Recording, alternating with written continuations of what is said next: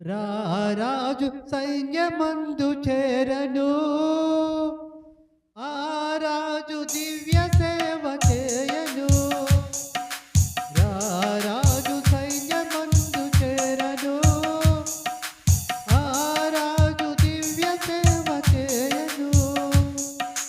యేసురాజు ముందుగా ధ్వజము పట్టి నడువగా, యేసురాజు ముందుగా ధ్వజము పట్టి నడువగా, యేసుతో టీవిగా వెడలను, యేసుతో టీవిగాను పోదమా.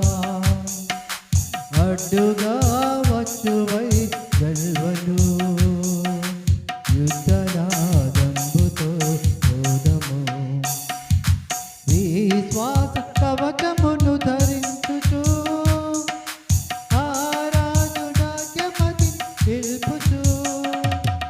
విశ్వాస కవచమును ధరించుచు, ఆ రాజు నాట్యమతిని నిల్పుచు. అనుదినంబు శక్తిని పొందుచున్న వారమై, అనుదినంబు శక్తిని పొందుచున్న వారమై, యేసుతో టీవిగా వెడలను, యేసుతో టీవిగాను పోదమా. అడ్డుగా వచ్చు వైరి గెల్వను, యుద్ధనాదంబుతో పోదము. శోధనలు మనల చుట్టి వచ్చినా, సాతాను అంబులను తగిలినా.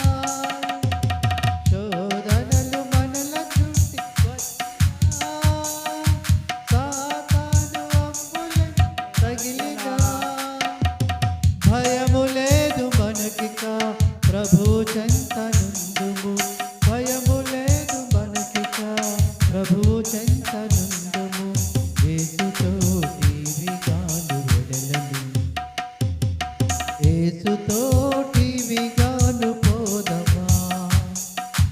అడ్డుగా వచ్చు వైరి గెల్వను, యుద్ధనాదంబుతో పోదము. ఓ యువతి యువకులార చేరుడి, శ్రీ యేసురాజు వార్త చాటుడి. ఓ యువతి యువకులార చేరుడి, శ్రీ యేసురాజు. లోకమంత ఏకమై యేసునాథు కొల్వను, లోకమంత ఏకమై యేసునాథు కొల్వను. సాధనం దేవరు నీవు నేనెగా, యేసుతో టీవిగాను పోదమా. అడ్డుగా వచ్చువై గెల్వను, యుద్ధనాదంబుతో పోదము. హల్లెలూయా. శాశ్వతమైనది నీవు నాయడ చూపిన కృప, అనుక్షణం నన్ను కను పాపవలే కాచిన కృప, అనుక్షణం నన్ను కను పాపవలే కాచిన కృప. శాశ్వతమైనది నీవు నాయడ చూపిన కృప,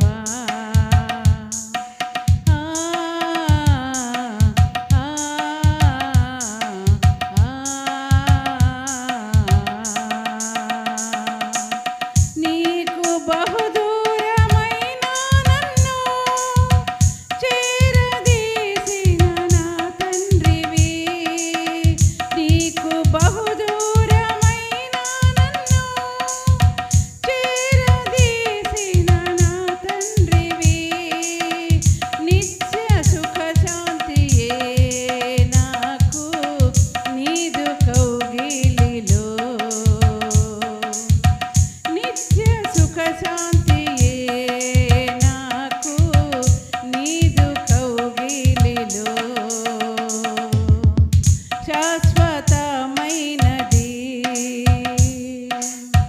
నీవు నా ఎడ చూపిన కృప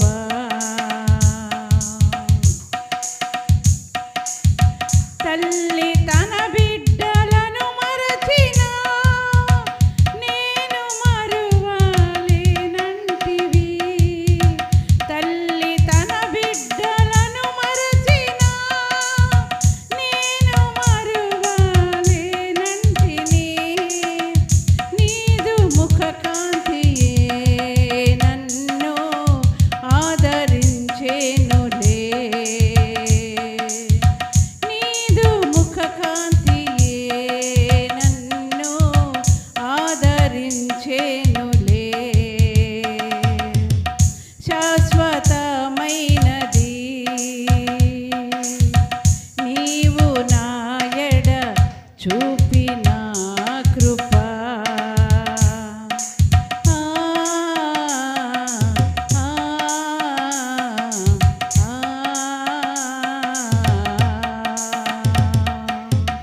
పర్వతములు తొలగినను మెట్టలు తత్తరిల్లిన పర్వతములు తొలగినను మెట్టలు తత్తరిల్లిన నా కృప నన్ను వీడదని అభయమిచ్చితివే నా కృప నిన్ను వీడదని అభయమిచ్చితివే శాశ్వతమైనది నీవు నా ఎడ చూపిన కృప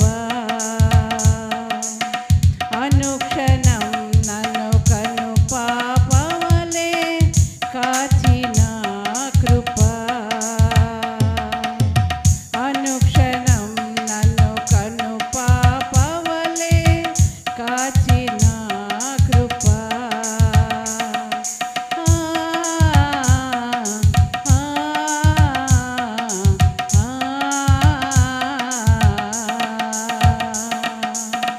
కాచిన కృప కాచిన కృప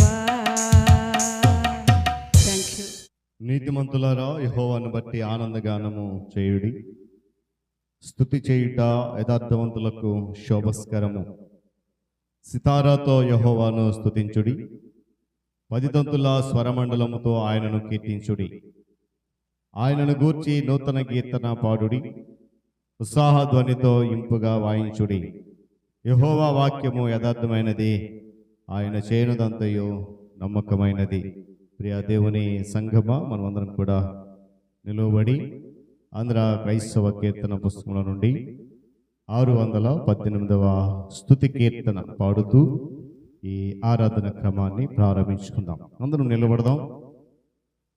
హృదయపూర్వకంగా స్తుతి గీతం పాడి ఆరాధన క్రమంలో ముందుకు కొనసాగుదాం.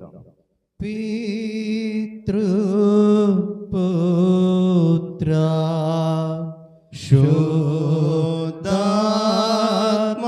శుద్ధాత్మాలై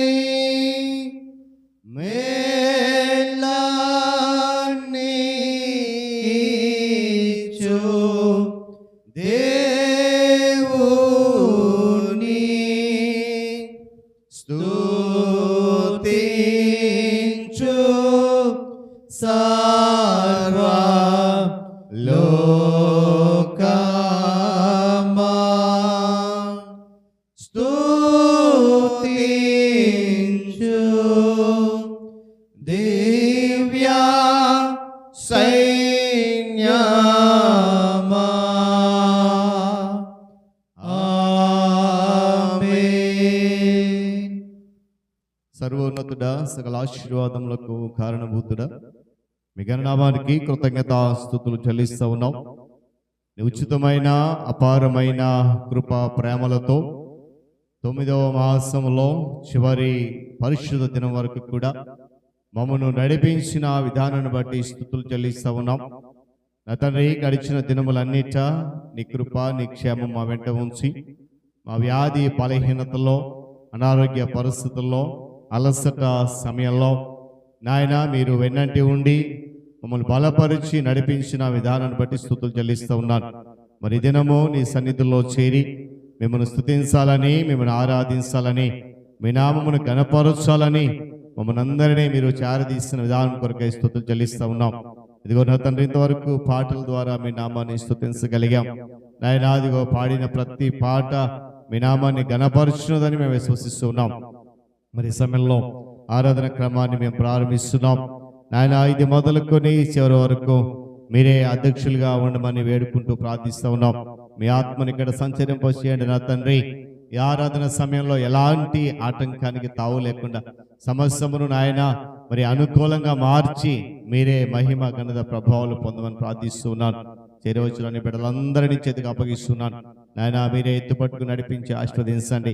ఇంకా ఎవరైతే రావాల్సిన్నదో వారు కూడా సకాలంలో సమయాన్ని గమనించి నీ పాద సముఖమునకు వచ్చే దీవెనలు, ఆశీర్వాదాలు, మేలులు పొందుకునే కృప దయచేయమని ఈ ఆరాధన సమస్యము కూడా మీ చేతికి అప్పగిస్తూ ఘనత మహిమ ప్రభావం మీరే పొందుకోమని యేసుక్రీస్తు వారి ఉన్నతమైన నామములో ఈ ప్రార్థన సమర్పించి వేడుకుంటున్నాను మా తండ్రి. ఆమేన్. మంచిది పిల్లరా, మనమందరం కూడా అదే రీతికి నిల్చుండి ఉత్తర ప్రస్తుత పాఠ్య భాగాన్ని చదువుదాం. 103వ సంకీర్తన 12వ చరణం నుండి చివరి వరకు చదువుదాం. 103వ సంకీర్తన 12వ చరణం నుండి చివరి వరకు ఉత్తర ప్రస్తుత రీతిగా మనము చదువుదాం. పడమటికి తూర్పు ఎంత దూరమో ఆయన మన అతిక్రమములను మనకు అంత దూరపరిచి ఉన్నాడు. తండ్రి తన కుమారుని ఎడల జాలిపడినట్లు యెహోవా తన యందు భయభక్తులు గలవారి ఎడల జాలిపడును. మనము నిర్మింపబడిన రీతి ఆయనకు తెలిసే ఉన్నది. మనము మంటివారమని ఆయన జ్ఞాపకము చేసుకొనుచున్నాడు. నరుని ఆయువు గడ్డివలే ఉన్నది, అడవి పువ్వు పూయినట్లు వాడి పూయును. దాని మీద గాలి వేసుగా అది లేకపోవును, ఆ మీదట దాని చోటు దాని నెరుగదు. ఆయన నిబంధనను గైకొనుచు ఆయన కట్టడలను అనుసరించి నడుచుకుని వారి మీద, యెహోవా యందు భయభక్తులు గల వారి మీద ఆయన కృప యుగయుగములు నిలుచును, ఆయన నీతి వారి పిల్ల పిల్ల తరమున నిలుచును. యెహోవా ఆకాశమందు తన సింహాసనమును స్థిరపరిచి ఉన్నాడు, ఆయన అన్నిటి మీద రాజ్య పరిపాలన చేయుచున్నాడు. యెహోవా దూతలారా, ఆయన ఆజ్ఞకు లోబడి ఆయన వాక్యము నెరవేర్చు బలశూరులారా, ఆయనను సన్నుతించుడి. యెహోవా సైన్యములారా, ఆయన చిత్తము నెరవేర్చు ఆయన పరిచారకులారా, మీరందరూ ఆయనను సన్నతించుడి.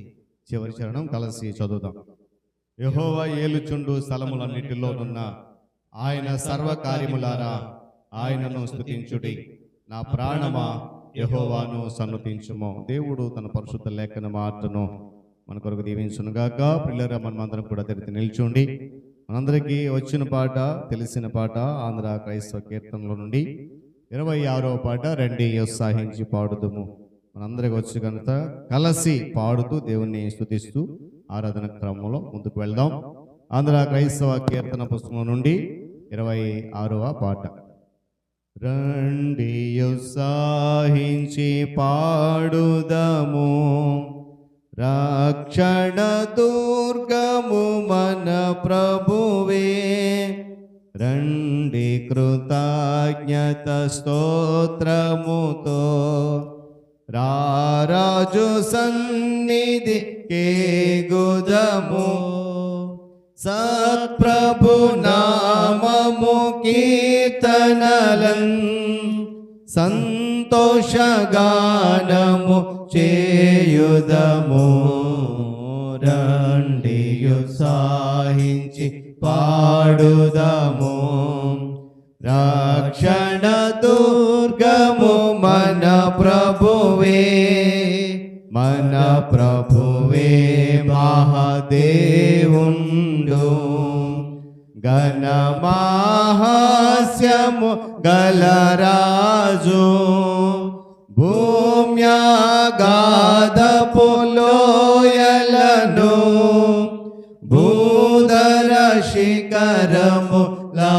ఆయనవే రండి ఉత్సాహించి పాడుదము. రక్షణ దుర్గము మన ప్రభువే, సముద్రము సృష్టించినాయనదే. సాత్యుని హస్తమే భువి చేసే, ఆయన దైవము పాలితులా. ఆయన మేపెడి గొర్రెలము, రండి ఉత్సాహించి పాడుదము. రక్షణ దుర్గము మన ప్రభువే. ఆ ప్రభు సన్నిధి మోకరించి ఆయన ముందర బ్రోకుదము. ఆయన మాటలు గైకొనినా నయ్యవి మనకెంతో మేలగును. రండి ఉత్సాహించి పాడుదము. రక్షణ దుర్గము మన ప్రభువే. తండ్రి కుమార శుద్ధాత్మకును దగు స్తుతి మహిమలు కల్గుగాక. ఆదిని ఇప్పుడు ఎల్లప్పుడు నైనట్లు యుగముల నౌను ఆమేన్. తండ్రి కుమార శుద్ధాత్మకును దగు స్తుతి మహిమలు కల్గునామే. దయచేసి కూర్చుందాం. దేవుని పరిశుద్ధ గణనామానికి మహిమ కలుగును గాక. హల్లెలూయా, హల్లెలూయా. చెప్తాం హల్లెలూయా. మంచిది పిల్లరా, దేవుడు తన మహాకృపను బట్టి 9వ మాసములో చివరి పరిశుద్ధ దినం రీతిగా ఆయన పాద సముఖములో మనమంతా ఉండడానికి చక్కటి శ్రేష్టమైన అవకాశాన్ని ప్రభు ఇచ్చాడు. అందును బట్టి ఆయన గణనామానికి సమస్త ప్రభావములు కలుగునుగాక. మరి సమయంలో నేటి ఈ ఆరాధనలో ధ్యానించడానికి దేవుని వాక్యాన్ని చదువుతాం. యోహాను సువార్త 6వ అధ్యాయము 37వ వచనం నుండి 40 వచన గల భాగాన్ని మనము చదువుతాం. యోహాను సువార్త 6వ అధ్యాయము 37వ వచనం నుండి 40వ వచనం అనగా మరి ఆ భాగాన్ని నేటి దినపు ధ్యాన భాగంగా మనం చదువుకుందాం. ఈ వాక్య భాగాన్ని మరి ప్రియులు తండ్రి గారు అపర మాస్టర్ గారు చదివి వినిపిస్తారు. తదుపరి మరి విజయమ్మ గారు మనలను ప్రార్థనలో నడిపిస్తారు. యోహాను సువార్త 6వ అధ్యాయము 37వ వచనం నుండి 40వ వచనం వరకు తండ్రి గారు అపర మాస్టర్ గారు చదివి వినిపిస్తారు. నేటి ధ్యానాంశం యోహాను సువార్త 6వ అధ్యాయం 37 నుండి 40 వరకు ఇలా వ్రాయబడి ఉంది. తండ్రి నాకు అనుగ్రహించు వారందరూ నా యొద్దకు వచ్చురు. నా యొద్దకు వచ్చువారిని నేనెంత మాత్రమునో బయటికి త్రోసివేయను. నా ఇష్టమును నెరవేర్చుకుంటకు నేను రాలేదు. నన్ను పంపిన వాని చిత్తము నెరవేర్చుటకే పరలోకము నుండి దిగివచ్చి తినే. అయినా నాకు అనుగ్రహించిన దాన్ని అంతటిలో నేనేమియో పోగొట్టుకొనక అంత్యదినమున దానిని లేపుటకై నన్ను పంపిన వాని చిత్తమై ఉన్నది. కుమారుని చూసి ఆయన యందు విశ్వాసముంచు ప్రతి వాడును నిత్య జీవము పొందుటయే నా తండ్రి చిత్తము. అంత్యదినమున నేను వానిని లేపుదును. దేవుడు తన పరిశుద్ధ వాక్యాన్ని దీవించును గాక. ఆమేన్. ప్రార్థన. మహాపరిశుద్ధ ప్రేమగల తండ్రి, కృపగల దేవ, పరిశుద్ధుడా పరిశుద్ధుడా పరిశుద్ధుడా నాన్న కోడన కోట్ల దేవదూతలు స్తుతిస్తున్న తండ్రి. నాన్న ఇక్కడ వచ్చిన ప్రతి బిడ్డను జ్ఞాపకం చేసుకోండి ప్రభా. ప్రేమగల తండ్రి, గడిచిన దినాలన్నీ మేము కాపుదల ఆరోగ్యం ఇచ్చి ఆదుకున్నారు నాన్న. అదేవిధంగా తండ్రి, చివరి ఆదివారం తండ్రి ప్రేమగల తండ్రి వచ్చిన బిడ్డలందరూ బట్టి దీవించండి, ఆశ్రయించి వారు ఏ అవసరంతో వచ్చారోనైనా, ఏ ఆలోచనతో వచ్చారోనైనా, అదేవిధంగా అనారోగ్యంతో ఉన్న వారిని ప్రభు అందరిని దీవించండి. చంటి పిల్లలు బట్టి చదువుకున్న వారిని, ఈ మైక్ యంత్రాంగం ద్వారా వినబడుతున్న వారందరినీ, మా 2 గ్రామాలు 2 రాష్ట్రాలు, అదేవిధంగా మా సంఘ పెద్దల పాటు ప్రార్థిస్తామన్నా, ఇందిరామని బట్టి లలితమని బట్టి ప్రార్థిస్తామన్నా, అదేవిధంగా సంఘంలో ప్రతి బిడ్డను దీవించి ఆశీర్వదించమని సంఘ కాపరిని బట్టి, అదేవిధంగా అల్లి మాస్టర్ గారు బట్టి, అప్పర మాస్టర్ గారు బట్టి, వారి కుటుంబాలు బట్టి, వారి బిడ్డలు బట్టి ప్రార్థిస్తామన్నా, దయగల రాజా పరిశుద్ధ ఇందిరామని బట్టి లలితమ్మ, అదేవిధంగా సౌజన్య బట్టి, సాగర్ని బట్టి, వారి కుమార్తెలను బట్టి ప్రభా వచ్చిన ప్రతి బిడ్డను వారి బిడ్డల్ని దీవించి ఆశీర్వదించమని ప్రార్థిస్తాం. రాజారావు బట్టి ప్రార్థిస్తామన్నా, దయగల రాజా ఈ వాతావరణాన్ని బట్టి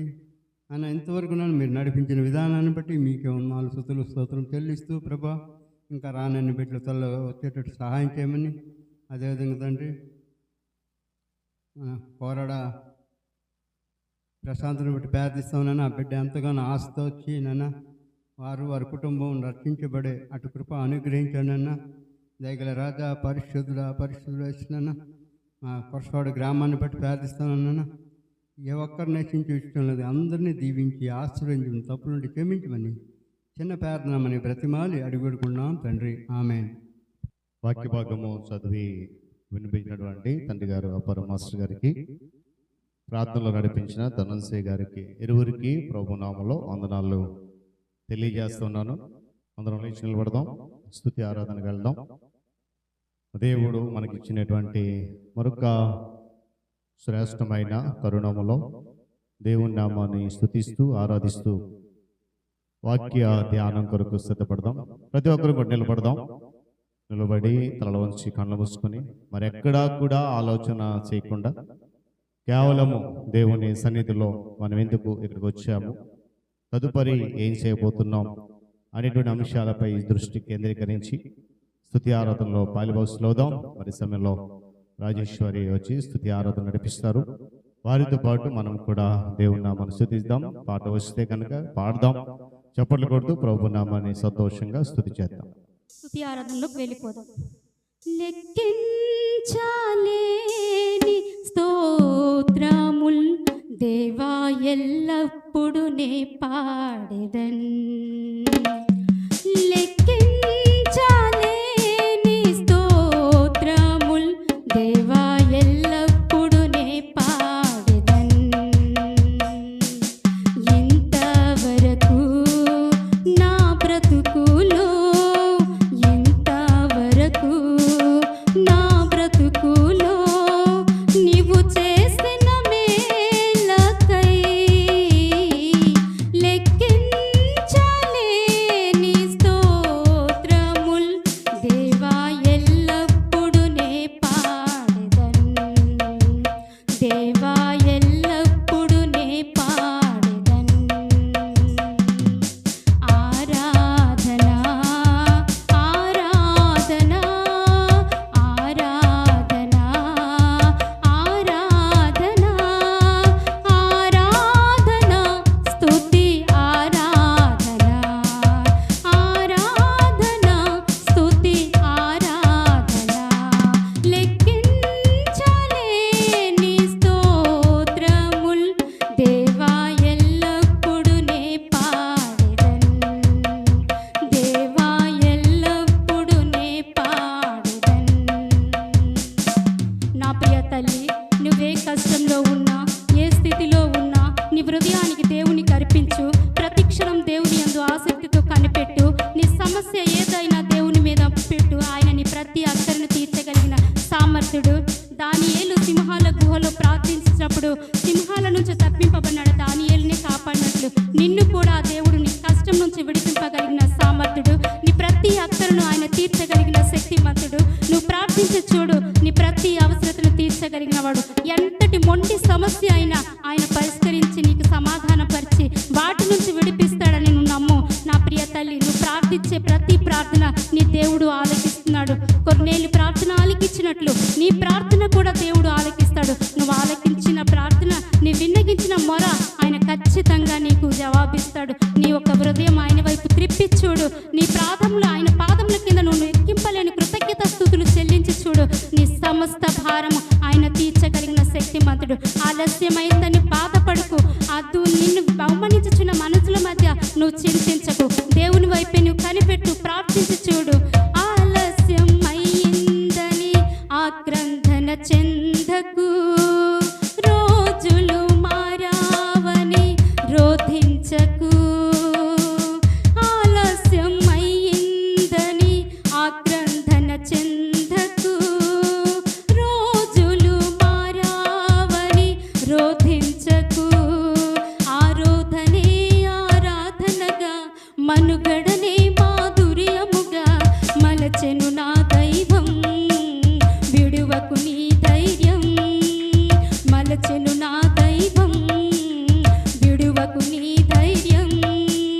మారుతుంది నీ జీవితము, వేదన చెందకుమా. మరచిపోడు నిన్ను యేసయ్యా, మాటే నమ్ము సుమా. నిన్ను చూసి నవ్వుచున్నారా? దిగులు పడకు. నిన్ను చూసి అవమానపరుచుచున్నారా? వేదన చెందకు. నీ స్థితి ఏమైనా దేవునిలో మాట్లాడు. దేవా, నాకు ఈ స్థితి నుంచి విడిపించు నాయనా. నా ఈ గందరగోళం నుంచి నన్ను విడిపింపగలిగిన తండ్రి, నీ పాదం కింద అడుగుచున్నానయ్యా. శరణ వేడుకుంటున్నాను ప్రభువా. నాకు ఈ సమస్య నుంచి పరిష్కరించయ్యా. నాకు ఈ అనారోగ్యం నుంచి నన్ను స్వస్థపరచునాయనా. నాకు ఈ కరువు నుంచి నాకు లేమిలోకి తే తండ్రి అని నీ హృదయపూర్వకంగా దేవుణ్ణి అడుగు నా తల్లి. నా సహోదరుడా, నీ హృదయం దేవునికి అర్పిస్తే నీకున్న అక్కరలన్నీ ఆయన తీర్చగలిగిన సామర్థ్యుడు. ఆయన ఏదైతే బాధ పెట్టినా నీకు బాధ్యత నేర్పడానికి. ఏబు జీవితంలో ఎన్నో కష్టాలను అనుభవించిన ఏబు రెండంతలుగా దీవెన పడ్డాడు.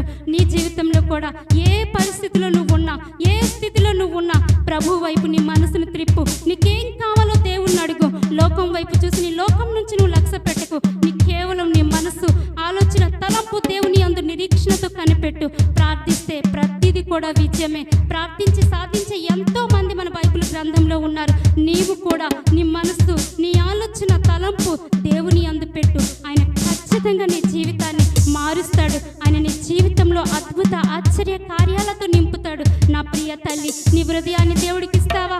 దేవుణ్ణిలో నువ్వు ఉంటావా? నీ సమస్య పరిష్కరింపబడుతుంది. నీకున్న లేమి నుంచి నువ్వు విడిపబడతావు. నీ ప్రతి అక్కరను దేవుడు తీరుస్తాడు. ఆయన హన్నా ప్రార్థన ఆలకించాడు, సమూయేలుని అనుగ్రహించాడు. తండ్రి, మోడుబారిన రుతు జీవితాన్ని ఆలోచించాడు. ఆయన బోయాజ్ ద్వారా జీవితాన్ని ఇచ్చాడు. ఎస్తేరు నాయనా, నా తండ్రి ఐగుప్తు దేశానికి కాపాడాడు. ప్రతి ఒక్క ప్రార్థనలో విజయం అనేది ఉంటుంది. ప్రార్థనలో ఆసక్తి కలిగితే నువ్వు సమస్తమును చూస్తావు. నువ్వు ప్రార్థన కలిగి చూడు, మోకరిల్లి ప్రార్థించు. ప్రార్థనలో సమస్తము నువ్వు పొందుకుంటావు. నీ జీవన ఆశీర్వాదం ఆయన నుంచి నువ్వు అందుకుంటావు. ప్రతి ఒక్కరు కూడా ఆలస్యమైందని నువ్వు చింతించకు. గురుటివాడైన బర్తలోమయ్య తన చీకటి జీవితంలో స్తుతిని వేదన పడుచున్నప్పుడు ఆయన ఎక్కడో విన్నాడు. దావీదు కుమారుడా, నన్ను కరుణింపవని ప్రార్థించినప్పుడు ఆయన వెలుగునిచ్చాడు. అటువంటి గొప్ప దేవుని యందు నీ ఒంటరితనంలో నువ్వు ఉన్నావని బాధపడుకు. ఆయన నీకు తోడుంటాడు. నువ్వు నడవలేని స్థితిలో ఆయన నీకు తోడుంటాడు. అటువంటి గొప్ప దేవునికి నువ్వు ఆసక్తితో ప్రార్థించు. నీ కన్నీటితో దేవుని ప్రార్థించు. నీ ఆత్మతో దేవునికి మొరపెట్టు. ఎందుకంటే ఆ గొప్ప దేవుడు నాస్త్రంధ్రంలో జీవాత్మగా నీకు ఉంచున్నాడు. నీ ఆత్మ ఆయన ఎరిగి ఉన్నాడు. నీ ఆత్మలో ఆయన నువ్వు అతన్ని ఎంత ప్రేమిస్తున్నావో ఆ దేవుడు పరిశీలిస్తూ ఉంటాడు. నా ప్రియ తల్లి, తానున్న స్థలం నుంచి మమ్మల్ని పరిశీలిస్తున్నాడు. మన మధ్య ఉన్నాడు దేవుడు. నీవిప్పుడు నీ హృదయాన్ని దేవుని వైపు త్రిప్పి ప్రార్థించు. ప్రార్థనలో సమస్తము సాధ్యము. ఆయనకు అసాధ్యమైనది ఏదీ లేదు. గురుటివాడినయ్యా, నా కన్నులు తెరువవా. మూగవాడినయ్యా, నా స్వరము నీయవా. గురుటివాడినయ్యా, నా కన్నులు తెరువవా. మూగవాడినయ్యా, నా స్వరము నీయవా. కుంటివాడినయ్యా, నా తోడు నడువవా. కుంటివాడినయ్యా, నా తోడు నడువవా. దావీదు కుమారుడా,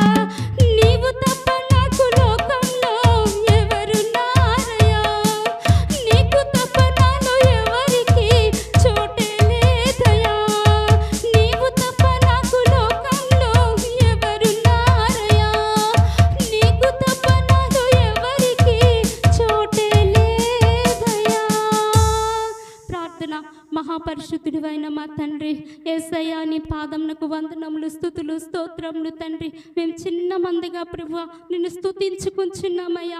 మా ప్రార్థన అంగీకరించి మా ప్రతి ఒక్క బిడ్డను పేరు పేరున దీవించి ఆశీర్వదించయ్యా. ప్రతి ఒక్క బిడ్డ పరిస్థితి ఏమైందో మాకు తెలియదు, కానీ వారి అక్కరను తీర్చిదిద్ది వారిని సన్నిధిలో నీకు సమీపంగా ప్రతి ఒక్కరు నడువుటకు సహాయం దయచే. నా సంఘంని బలపరచయ్యా, నా సంఘంను ఇంకనూ అభివృద్ధి పరిచయ్యా. నా సంఘంలో ఉన్న ప్రతి ఒక్క బిడ్డ సమాధానంతో, ప్రేమతో నీ సన్నిధిలో నీకు సమీపంగా నడువుటకు సహాయం కలిగించయ్యా. ఒక దినాన ఈ యాత్ర ముగించి నీ సన్నిధిలో వచ్చినప్పుడు మేము సమాధానం చెప్పవారిగా ఉండుటకు, నీ జీవ గ్రంథంలో మా పేరు లిఖితముగా వ్రాయబడినట్టుకు మాకు సహాయం కలగచేయి తండ్రి. మేము ఈ లోకంలో ఉన్నప్పుడే నీ ప్రేమను రుచి చూచి ఉన్నామయ్యా.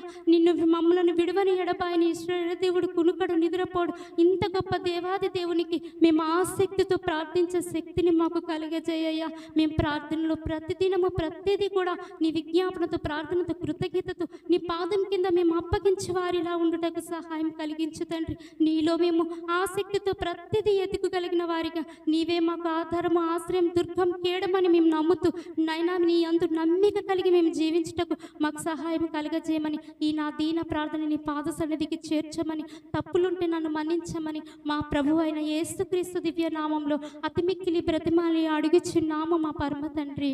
ఆమేన్. దేవుని పరిశుద్ధ గణనామానికి మహిమ కలుగునుగాక. హల్లెలూయా, హల్లెలూయా.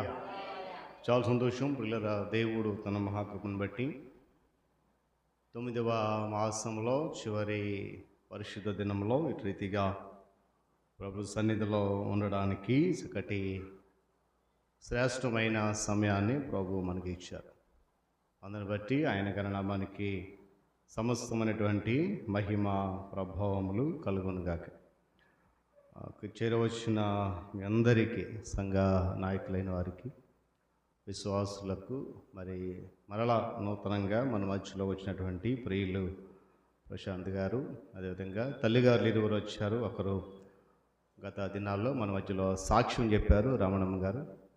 అదేవిధంగా చవిటి సీద నుంచి సుదర్శనమ్మ గారు మన మధ్యలో ఉన్నారు. వారికి కూడా వందనాలు తెలియజేస్తూ ఉన్నారు.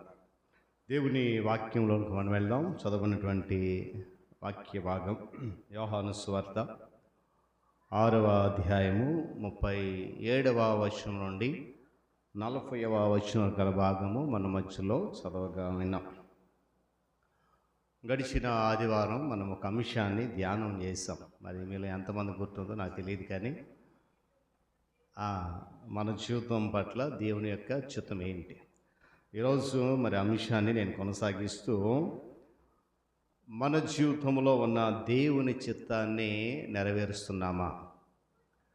గత ఆదివారం మన జీవితంలో దేవుని చిత్తం ఏంటని 3 విషయాలు చెప్పాను. ఒకటి పరిశుద్ధత అని చెప్పాను, రెండవది ఆయన మహిమకు కీర్తి కలగాలని చెప్పాను, మూడవది అన్ని విషయాల్లో కృతజ్ఞతలు చెప్పాలి. మరి ఈరోజు ఆ దేవుని చిత్తాన్ని మన జీవితంలో నెరవేరుస్తున్నాము. చూడండి, చదవబడినటువంటి వాక్య భాగంలో యేసుక్రీస్తు ప్రభు వారు స్వయంగా చెప్తున్న మాట 38వ వచనం చదువుదామా ఒకసారి. నా ఇష్టమును నెరవేర్చుకొనుటకు నేను రాలేదు, నన్ను పంపిన వాని చిత్తము నెరవేర్చుటకే పరలోకము నుండి దిగి వచ్చానన్నాడు. రక్షకుడైనటువంటి యేసుక్రీస్తు ప్రభువారు తండ్రి అయినటువంటి దేవుడు తన జీవితంలో ఏర్పాటు చేసినటువంటి ఆయన చిత్తాన్ని నెరవేర్చడానికి, ఆయన సంకల్పాన్ని నెరవేర్చడానికి ఎక్కడి నుంచి వచ్చాడంట? పరలోకము నుండి భూమి మీదకి దిగి వచ్చాడు. అసలు సింహాసనాసీనుడైనటువంటి తండ్రి అయిన దేవునికి ఉన్నటువంటి ఏకైక కుమారుడిగా యేసుక్రీస్తు ప్రభువారు ఉన్న సమయంలో ఆ సింహాసనాన్ని లేక ఆ ప్రతిష్టను విడిచిపెట్టి ఏ యోగ్యత లేనటువంటి మానవాళి కొరకు పరలోకం నుండి భూమి మీదకి దిగి రావాల్సిన అవసరం ఏమాత్రం కూడా లేదు. కానీ దేవుని యొక్క చిత్తం ఏంటంటే భూమి మీద ఉన్న ప్రతి మనిషి ఆయన పోలికలో చేయబడ్డాడు కనుక, ఆయన స్వరూపంలో మార్చబడ్డాడు కనుక ఏ ఒక్కరు కూడా నశించిపోకూడదని, ఏ ఒక్కరు కూడా అపవాది చేత ఈడ్చబడి పాతాళానికి వెళ్ళకూడదని సంకల్పించిన వాడై ఆయన చిత్తాన్ని నెరవేర్చడానికి తన కుమారుడైనటువంటి యేసు ప్రభువారిని భూమి మీదకి పంపించాడు. ఆ చిత్తాన్ని నెరవేర్చడానికి తండ్రి మాటను శిరస వహించి తన సింహాసనాన్ని విడిచిపెట్టి భూమి మీదకి ప్రభువారు దిగి రావడం జరిగింది. దేవుని స్తోత్రం కలుగును గాక. చెప్పాలి హల్లెలూయా. చూడండి, దేవుని చిత్తం, తండ్రి చిత్తం వంటి మాటలు చాలాసార్లు బైబిల్లో వ్రాయబడ్డాయి. దీన్ని బట్టి దేవుని చిత్తాన్ని చేయడం అనేది మనకు చాలా ప్రాముఖ్యమైనదై ఉండాలన్నది మనం తెలుసుకోవాలి. మన జీవితంలో కొన్ని ముఖ్యమైన విషయాలు పెట్టుకుంటాం, ఇది చేయాలి ఖచ్చితంగా. అదేవిధంగా దేవుని యొక్క చిత్తాన్ని చేయడం మన యొక్క ఆధ్యాత్మిక జీవితంలో చాలా ప్రాముఖ్యమైనటువంటిదై ఉండాలనే విషయాన్ని మనం తెలుసుకోవాలి. ఎందుకంటే దేవుని చిత్తాన్ని చేయడం వల్ల మనకు మేలే కానీ కీడు ఏమాత్రమో జరగదు. దేవుని స్తోత్రం చెప్దాం ఒకసారి గట్టి హల్లెలూయా. చాలా సందర్భాలు కొంతమంది అదేంటండి, మరి యేసుక్రీస్తు ప్రభువారు తండ్రి చిత్తాన్ని నెరవేర్చక కదా భూమి మీదకి వచ్చాడు. మరి తండ్రి చిత్తాన్ని నెరవేర్చే క్రమంలో ఆయనకి ఎన్ని బాధలు వచ్చాయి, ఎన్ని శ్రమలు వచ్చాయి, ఎన్ని ఇబ్బందులు వచ్చాయి, ఎన్ని అవమానాలు వచ్చాయి, చివరికైనా చంపబడ్డాడు. మరి దేవుని చిత్తాన్ని చేయడంలో మేలు ఎలా ఉంటుంది, కీడే కదా అని ప్రశ్నించే క్రైస్తవులు లేకపోలేదు కదా. దేవుని చిత్తాన్ని నెరవేర్చే క్రమంలో ఎన్ని ఆటంకాలు ఎదురైనా, ఎన్ని విపత్తులు ఎదురైనా వాటిని ఎదుర్కొని ధైర్యంగా నిలబడితే ఏదైతే మనం పోగొట్టుకున్నాము అనుకుంటామో మరలా దానిని రెట్టింపు చేసేటువంటి దేవుడు మన దేవుడు. దేవుని స్తోత్రం చెప్తాం గట్టిగా హల్లెలూయా. ఏమండి, ఇంగ్లీష్లో ఈ చిత్తము అనే మాటకి ఏంటంటే అర్థము కోరిక లేక నిర్ణయము లేక కోరుకున్నది, ఇచ్చ అని అర్థం వస్తుంది. చదువుదాం ఒకసారి చూడండి. మొదటి తిమోతి పత్రిక 2వ అధ్యాయము 4వ వచనంలో సర్వోన్నత అధికారి అయినటువంటి దేవునికి ఒక చిత్తం ఉంది, ఆ కోరిక ఉంది. అదేంటి అని అంటే అక్కడ చదువుదాం. మొదటి తిమోతి పత్రిక 2వ అధ్యాయం 4వ వచనం. ఆయన మనుష్యులందరూ, జాగ్రత్త గమనించాలి ఈ మాట, మనుష్యులందరూ రక్షణ పొంది సత్యమును గూర్చిన అనుభవ జ్ఞానము గలవారై ఉండవలనని ఇచ్చయించుచున్నాడు. దేవుని స్తోత్రం కలుగును గాక. చెప్పాలి కదా హల్లెలూయా. తండ్రి అయిన దేవుని యొక్క చిత్తం ఏంటి లేక ఆయన కోరిక ఏంటనంట, మనుష్యులందరూ రక్షణ పొంది సత్యమును గూర్చిన అనుభవ జ్ఞానము గలవారై ఉండాలని ఆయన కోరిక. అది మరి ఆయన చిత్తాన్ని మనం చేస్తున్నామా? అర్థమవుతుంది. నేను మరలా చెప్తున్నాను, వాక్యం ఏమంటుంది, మనుషులందరూ ఏం చేయాలా, రక్షణ పొందాలి. ఈ ప్రశ్న కూడా అడుగుతారు, అదేంటి పాస్టర్ గారండి మనం రక్షణ పొంది చాలా ఏళ్ళు అయిపోతుంది కదా. మంచిదే, కాదని అనట్లే. మీరు రక్షణ పొంది ఎన్ని సంవత్సరాలు అయిందో నాకు తెలియదు, కానీ రక్షణ పొందిన మనము, అక్కడ ఒక మాట ఉంది, సత్యమును గూర్చిన అనుభవ జ్ఞానము సంపాదించుకున్నామా అనేది ప్రశ్న. ఎందుకు సంపాదించుకోవాలండి అనేటువంటి ప్రశ్న వస్తే కనుక అది మన జీవితంలో దేవుని చిత్తాన్ని నెరవేర్చడానికి దేవుడు కోరుకుంటుంది. అదే ఏమని, మనం అందరం కూడా రక్షణ పొందుకున్నాం, సత్యాన్ని తెలుసుకున్నాం. అయితే ఆ సత్యం గురించి అనుభవ జ్ఞానం ఏదైతే ఉందో అది కూడా మన జీవితంలో ఉండాలనేది దేవుని యొక్క చిత్తమై ఉంది. ఆ చిత్తాన్ని మనము నెరవేరుస్తున్నామా అనేది గమనించాలి.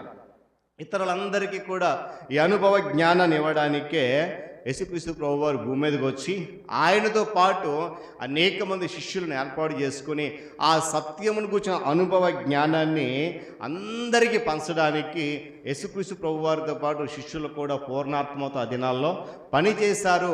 ఆ పని చేసినటువంటి ఫలితమే ఈరోజు మనం అందరం కూడా ఇక్కడ కూర్చోగలుగుతున్నాం. దేవుని స్తోత్రం కలుగును గాక. చెప్పాలి కదా హల్లెలూయా. మరి ఈరోజు ఆ బాధ్యత మన మీద ఉంచబడింది. ఏ బాధ్యత? మనము పొందుకున్న రక్షణ, ఆ రక్షణ ద్వారా మనం పొందుకున్నటువంటి అనుభవ జ్ఞానము ఇతరులకు ఎలా తెలియచేయగలుగుతున్నాం. అదే మన జీవితంలో దేవుని చిత్తాన్ని నెరవేర్చడం. మరి నెరవేర్చగలుగుతున్నామా?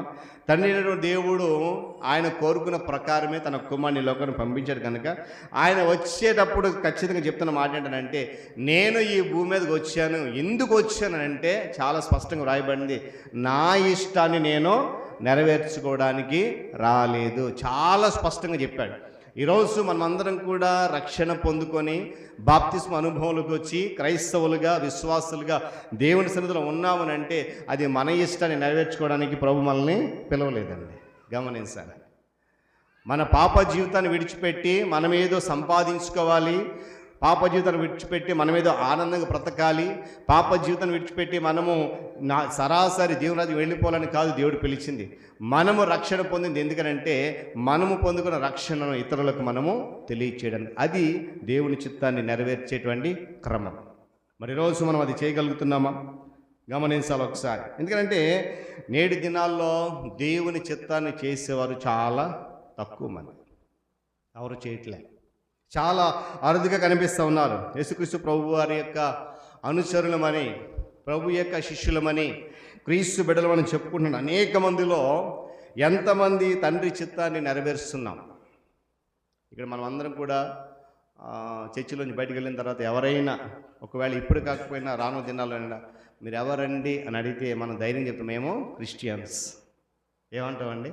మేము క్రిస్టియన్స్ అండి, మేము క్రైస్తవులమండి, విశ్వాసులమండి, క్రీస్తు బిడ్డలమండి, యేసు ప్రభు నమ్ముకున్నామండి, యేసు ప్రభు బాటలో నడుస్తున్నామండి. మంచిదే, చెప్పండి సాక్ష్యం. కానీ చెప్పిన దాని ప్రకారము దేవుని చిత్తాన్ని నెరవేరుస్తున్నామా లేదా? యేసుక్రీస్తు ప్రభు వారు ఈ భూమి మీదకి వచ్చిన తర్వాత తన సొంతంగా ఆయన ఏది కూడా చేయలేదు. తన తల్లిదండ్రుల దగ్గర 30 సంవత్సరాలు పెరిగాడు. ఆ 30 సంవత్సరాలు కూడా యోసేపు మరియమ్మలకు ఆయన విధేయుడై ఉన్నాడని దీనికి వాక్యం జ్ఞాపకం చేస్తుంది.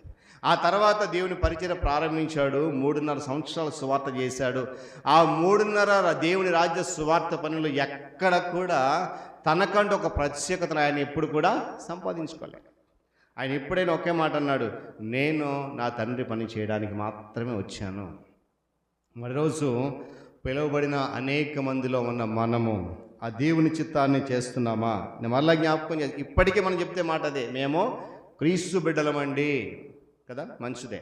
మరి క్రీస్తు బిడ్డలు చెప్పుకుంటున్న నీవు నేను ఆ దేవుని చిత్తాన్ని నెరవేరుస్తున్నామా? మానవ జాతి యొక్క ఏకైక నిరీక్షణ దేవుని రాజ్యం పొందడం అని బోధించే క్రమంలో దేవుని చిత్తము కలిసి ఉన్నదనే సత్యాన్ని మనం గ్రహిస్తున్నామా?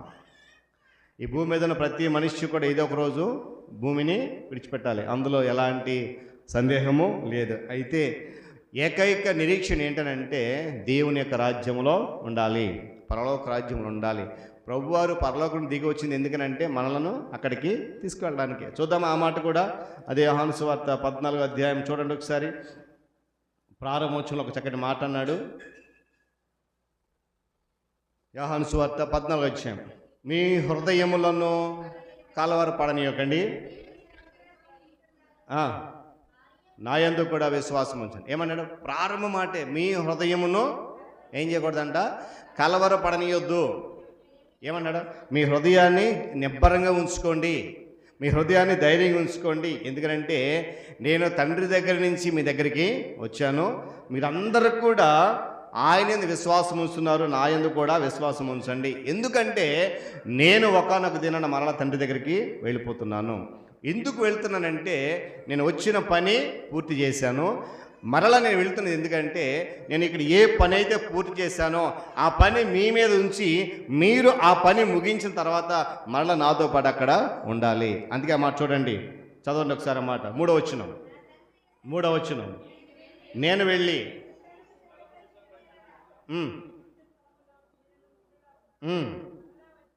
మరలా వచ్చి నా యొద్ద నుండి మిమ్మల్ని తీసుకొని వెళ్తాను. ఏమన్నాడండి? నేను వెళ్ళి మీకు స్థలము, నేను వచ్చింది అందుకే. ఇక్కడ ఆ స్థలములో ఉండాలంటే ముందు ఇక్కడ ఏం చేయాలా? సిద్ధపడనేది అవసరం. గత వారం మనం జ్ఞాపకం చేసుకున్నాం. ఏమనే? పరిశుద్ధత అనేది దేవుని యొక్క చిత్తం మన జీవితంలో. ఆ పరిశుద్ధతను పొందుకోవాలి, ఆయన మహిమకు కీర్తిని కలుగు చేయాలి, దేవుడు మన జీవితంలో చేసిన ప్రతి దానికి కృతజ్ఞత చెల్లించాలి. ముందుగా ఈ సిద్ధపాటు అంతా అయిన తర్వాత అప్పుడు ఆ స్థలంలో ఉండాలి. ఆ స్థలంలో వెళ్ళడానికి ఆ అర్హత మనకు లేదు కనుకే తండ్రి అయిన దేవుడు తన కుమారుని పరలోకం నుండి భూమి మీదకి పంపించాడు. వచ్చినటువంటి ప్రభువు తన పని అంతటిని కూడా సంపూర్తి చేసి మరలా తండ్రి దగ్గరికి వెళ్తున్నాడు. వెళ్తూ మనకు అభయం ఇచ్చేదేమని, నేను మరలా వస్తాను, నేను అక్కడ ఉంటాను, ఆ స్థలంలో మీరు కూడా నాతో పాటు ఉండాలి. దేవుని స్తోత్రం కలుగును గాక. చెప్పండి హల్లెలూయా. మన నిరీక్షణ అదే. ఏమండి, మానవ జాతి అంత నిరీక్షణ అదే. మరి ఈరోజు ఆ తండ్రి చిత్తాన్ని మనము నెరవేరుస్తున్నామా మన జీవితంలో? ఎన్నిసార్లు తప్పిపోయి ఉంటామండి? దేవుని చిత్తాన్ని నెరవేర్చే క్రమంలో ఎన్నిసార్లు తప్పిపోయి ఉంటాం మనం కదా. ఒకసారి అదంతా కూడా మనం ఒకసారి ఆలోచన చేస్తే నేను అనుకున్న భవిష్యత్తు మనకు చాలా సిగ్గు అనిపిస్తుంది దేవుని ముందు. ఎన్నిసార్లు నేను దేవుని చిత్తాన్ని నెరవేర్చే క్రమంలో తప్పిపోయాను, ఎన్నిసార్లు దేవుని చిత్తాన్ని ఇతరులకు చెప్పే క్రమంలో తప్పిపోయానని ఒకసారి మనము పరిశీలన చేసుకుంటే నేను అనుకుంటున్నాను బహుశా చాలా సిగ్గుపడతాం దేవుని ముందు. కానీ దేవుడు ఏమన్నాడు తెలుసా? మిమ్మును సిగ్గుపరచను. దేవుని స్తోత్రం కలుగును గాక. ఆయన ఏమంటున్నాడు? మిమ్మును సిగ్గుపరచను. ఎందుకంటే మీరు నా యందు నిరీక్షణ కలిగి ఉంటే, మీరు నా పట్ల ఆ నిరీక్షణ పెంపొందింపజేసుకుంటే, మీరు కలిగి ఉన్న ఆ నిరీక్షణ మిమ్మల్ని ఎప్పటికీ చెప్పాలి మిమ్మును ఆ నిరీక్షణ ఎప్పటికీ సిగ్గుపరచదు. కనుక ఆయన ఏమన్నాడంటే మనము దేవుని ఎదుట నిలబడినప్పుడు సిగ్గుపడని వారుగా నిలబడాలి. అది దేవుని యొక్క చిత్తం. మరి ఆ చిత్తాన్ని నెరవేర్చగలుగుతున్నామా? ఆలోచన చేయాలి. చూడండి, దేవుని చిత్తాన్ని చేయడంలో ఆనందాన్ని కనుక్కోవాలంట. మనం ఏం చేయాలంట? ఆనందాన్ని కనుక్కోవాలి. అదేంటండి? దేవుని పని చేయడంలో దేవుని చిత్తం ఆనందం వస్తుందంటే వాక్యం చెప్తుంది ఖచ్చితంగా ఆనందం అనేది మనం కనుక్కోగలుగుతాం. దేవుని చిత్తం ఏంటో తెలుసుకోవడంలో ఆనందం ఉంది. అయితే దానిని ఇతరులకు బోధించడంలో కూడా గొప్ప ఆనందం అనేది ఉంది. ఈరోజు మనలో చాలామంది ఆనందాన్ని పొందుకోలేకపోతున్నాం కదా. ఈరోజు ఆనందాన్ని మనం చాలామంది పొందుకోలేకపోతున్నాం. ఎందుకో తెలుసా? దేవుని చిత్తం ఏంటో మన జీవితం తెలుసుకోలేకపోతున్నాం కనుక, దానిని ఇతరులకు బోధించే క్రమంలో తప్పిపోతున్నాం కనుక, దాని ద్వారా వచ్చే ఆనందం ఏంటో మనము తెలుసుకోలేకపోతున్నాం. దేవుని కొరకు ఒక సమయాన్ని కేటాయించి దేవుని సన్నిధిలో గడపడానికి కొంత సమయాన్ని మనము నిరీక్షించినప్పుడు తప్పకుండా దేవుని చిత్తం ఏంటనేది మనము తెలుసుకోగలుగుతాం. అలా తెలుసుకున్న దానిని ఇతరులకు పంచకుండా ఉండలేము. అపోస్తులు అంటారు కదా, మేము విన్న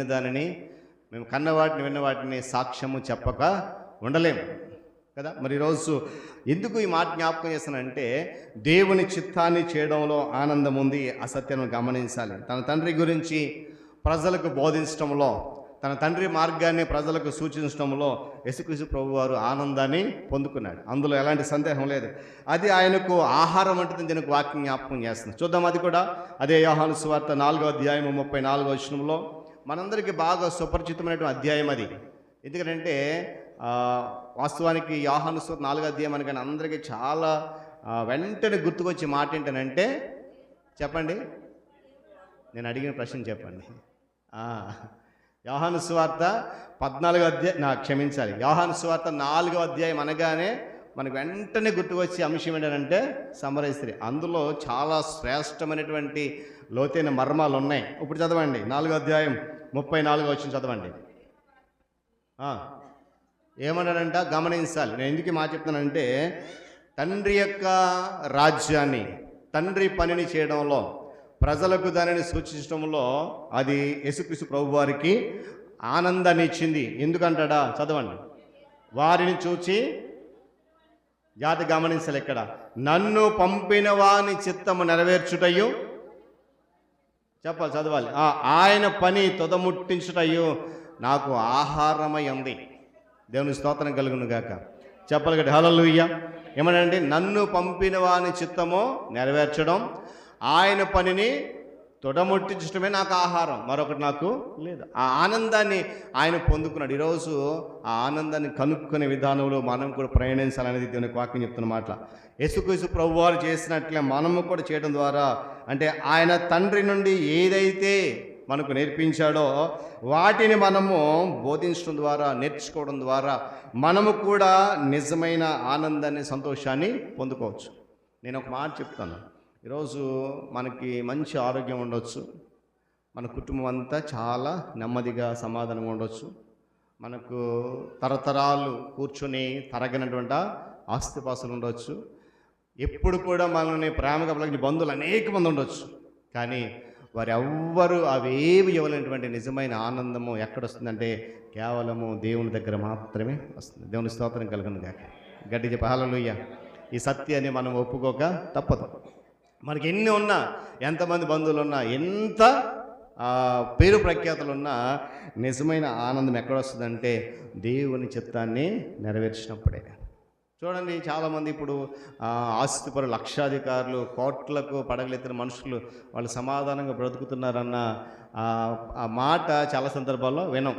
వాళ్ళకి నెమ్మది ఉండదట. ఎందుకంటే సంపాదించిందంతా ఏమైపోద్దో, ఎవడు పట్టుకెళ్ళిపోతాడని చెప్పి వారికి నిద్ర ఉండదంట, కంటి నిండా నిద్ర ఉండదంట, కడుపు నిండా తిండి ఉండదంట. ఎప్పుడు దాన్ని కాపాడుకోవడానికే వారి జీవితం అంతా సరిపోద్దంట. కానీ నిజమైన ఆనందము, ఆకలి దప్పులు లేనటువంటి ఒక స్థలం ఉంది, అది దేవుని యొక్క రాజ్యం. దేవుని స్తోత్రం కలుగును గాక. ఆ రాజ్యములో మనం ఉండటమే దేవుని యొక్క చిత్తం. ఆ చిత్తాన్ని నెరవేర్చే క్రమంలోనే ఆయన సాధనాలుగా ఈ భూమి మీదకి మనము పిలువబడ్డాము, ఏర్పాటు చేయబడ్డాం. అందుకే గత దినాల్లో మనం అన్నాం, మనము దేనికి పిలువబడ్డామంట? ఏర్పరచబడిన వంశం. మనం ఎవరమంట? చెప్పాలి. మనం ఎవరమంట? ఏర్పరచబడినటువంటి వంశం. ఎందుకంటే దేవుని చిత్తాన్ని నెరవేర్చడానికి ఈ భూమి మీద ఆయన వంశంగా మనము ఏర్పాటు చేయబడ్డాం. మరి ఏర్పాటు చేయబడిన మనములో ఎంతమంది దేవుని యొక్క చిత్తాన్ని మన జీవితం నెరవేరుస్తున్నాం? యేసుక్రీస్తు ప్రభువు వారు వాగ్దానం చేసినట్లు ఒక మాటను చూడండి. యోహాను సువార్త 17వ అధ్యాయము 13వ అధ్యాయము 17వ వచనం చదవండి. యోహాను సువార్త 13వ అధ్యాయము 17వ వచనంలో చక్కటి మాట ఉంది. ఈ సంగతులు మీరు ఎరుగుదురు గనుక వీరు చేసిన ఎడల మీరు ధన్యులగుదురు. దేవుని స్తోత్రం కలుగును గాక. మీరు ఆ పై వాక్యం ఇంటికి వెళ్ళిన చదవండి. ఏమండి, ఒక మాట ఉంది అక్కడ, నేను చేసిన ప్రకారము మీరును చేయాలి, మీకు మాదిరిగా ఎలా చేశానో.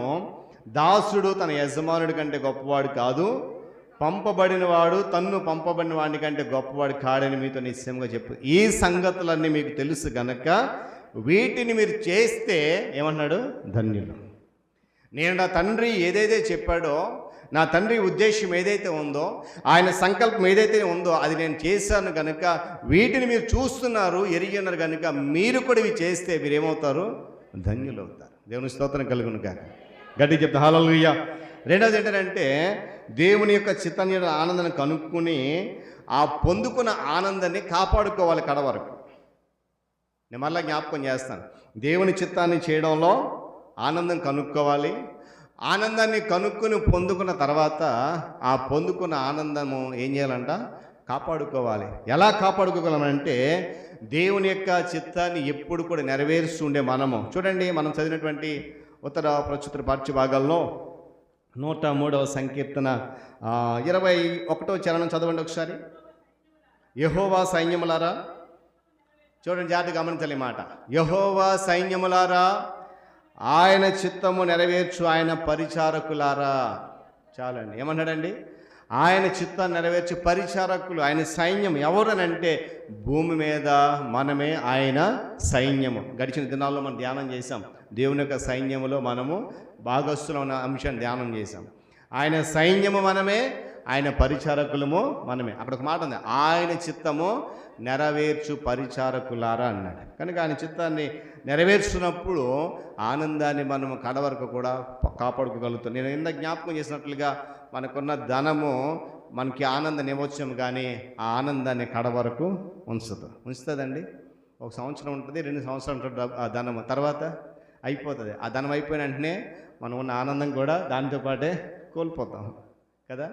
మనకున్నటువంటి సమస్యము కూడా గమనిస్తారు. కనుక ఆ ఆనందాన్ని, నిజమైన ఆనందాన్ని దేవుని చిత్తం చేయడంలో కనుక్కున్న మనము ఆనందాన్ని కాపాడుకునే విధంలో కూడా దేవుని చిత్తాన్ని నెరవేర్చాలి. ప్రాచీన ఇశ్రాయేల్లో రాజైనటువంటి దావీదు భక్తుడు తన జీవితంలో దేవుని చిత్తాన్ని చేయడానికే ఇష్టపడ్డాడు. 40వ సంకీర్తన 8వ చరణంలో ఒక చక్కటి మాట రాశాడు ఆయన. చూద్దామా?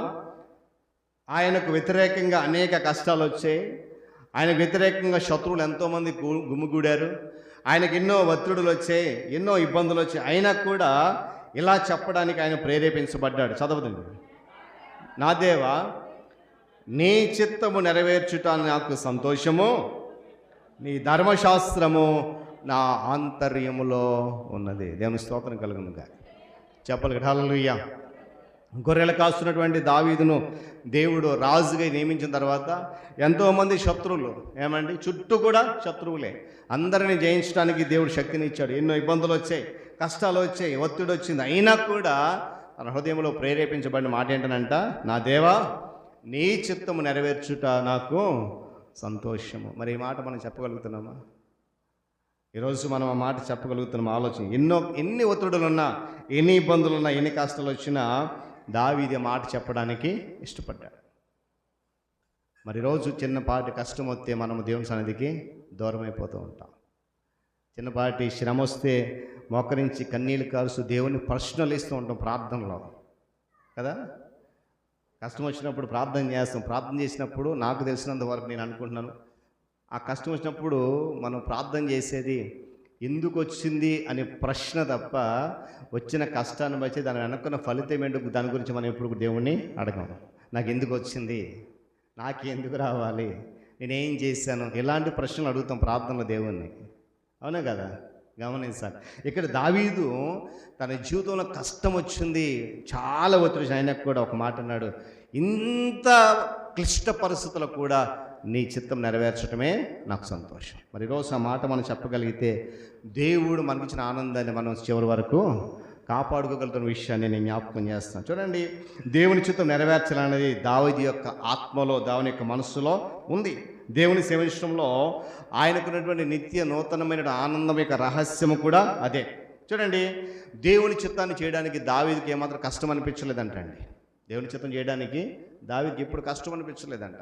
తాను సైన్యాన్ని చూడాలి, శత్రువులు ఎలా దాడి చేస్తున్న దాన్ని కాపాడాలి, సైన్యాన్ని సిద్ధపరచాలి, రాజ్యమంతటిని కూడా ఏలుబడి చేయాలి.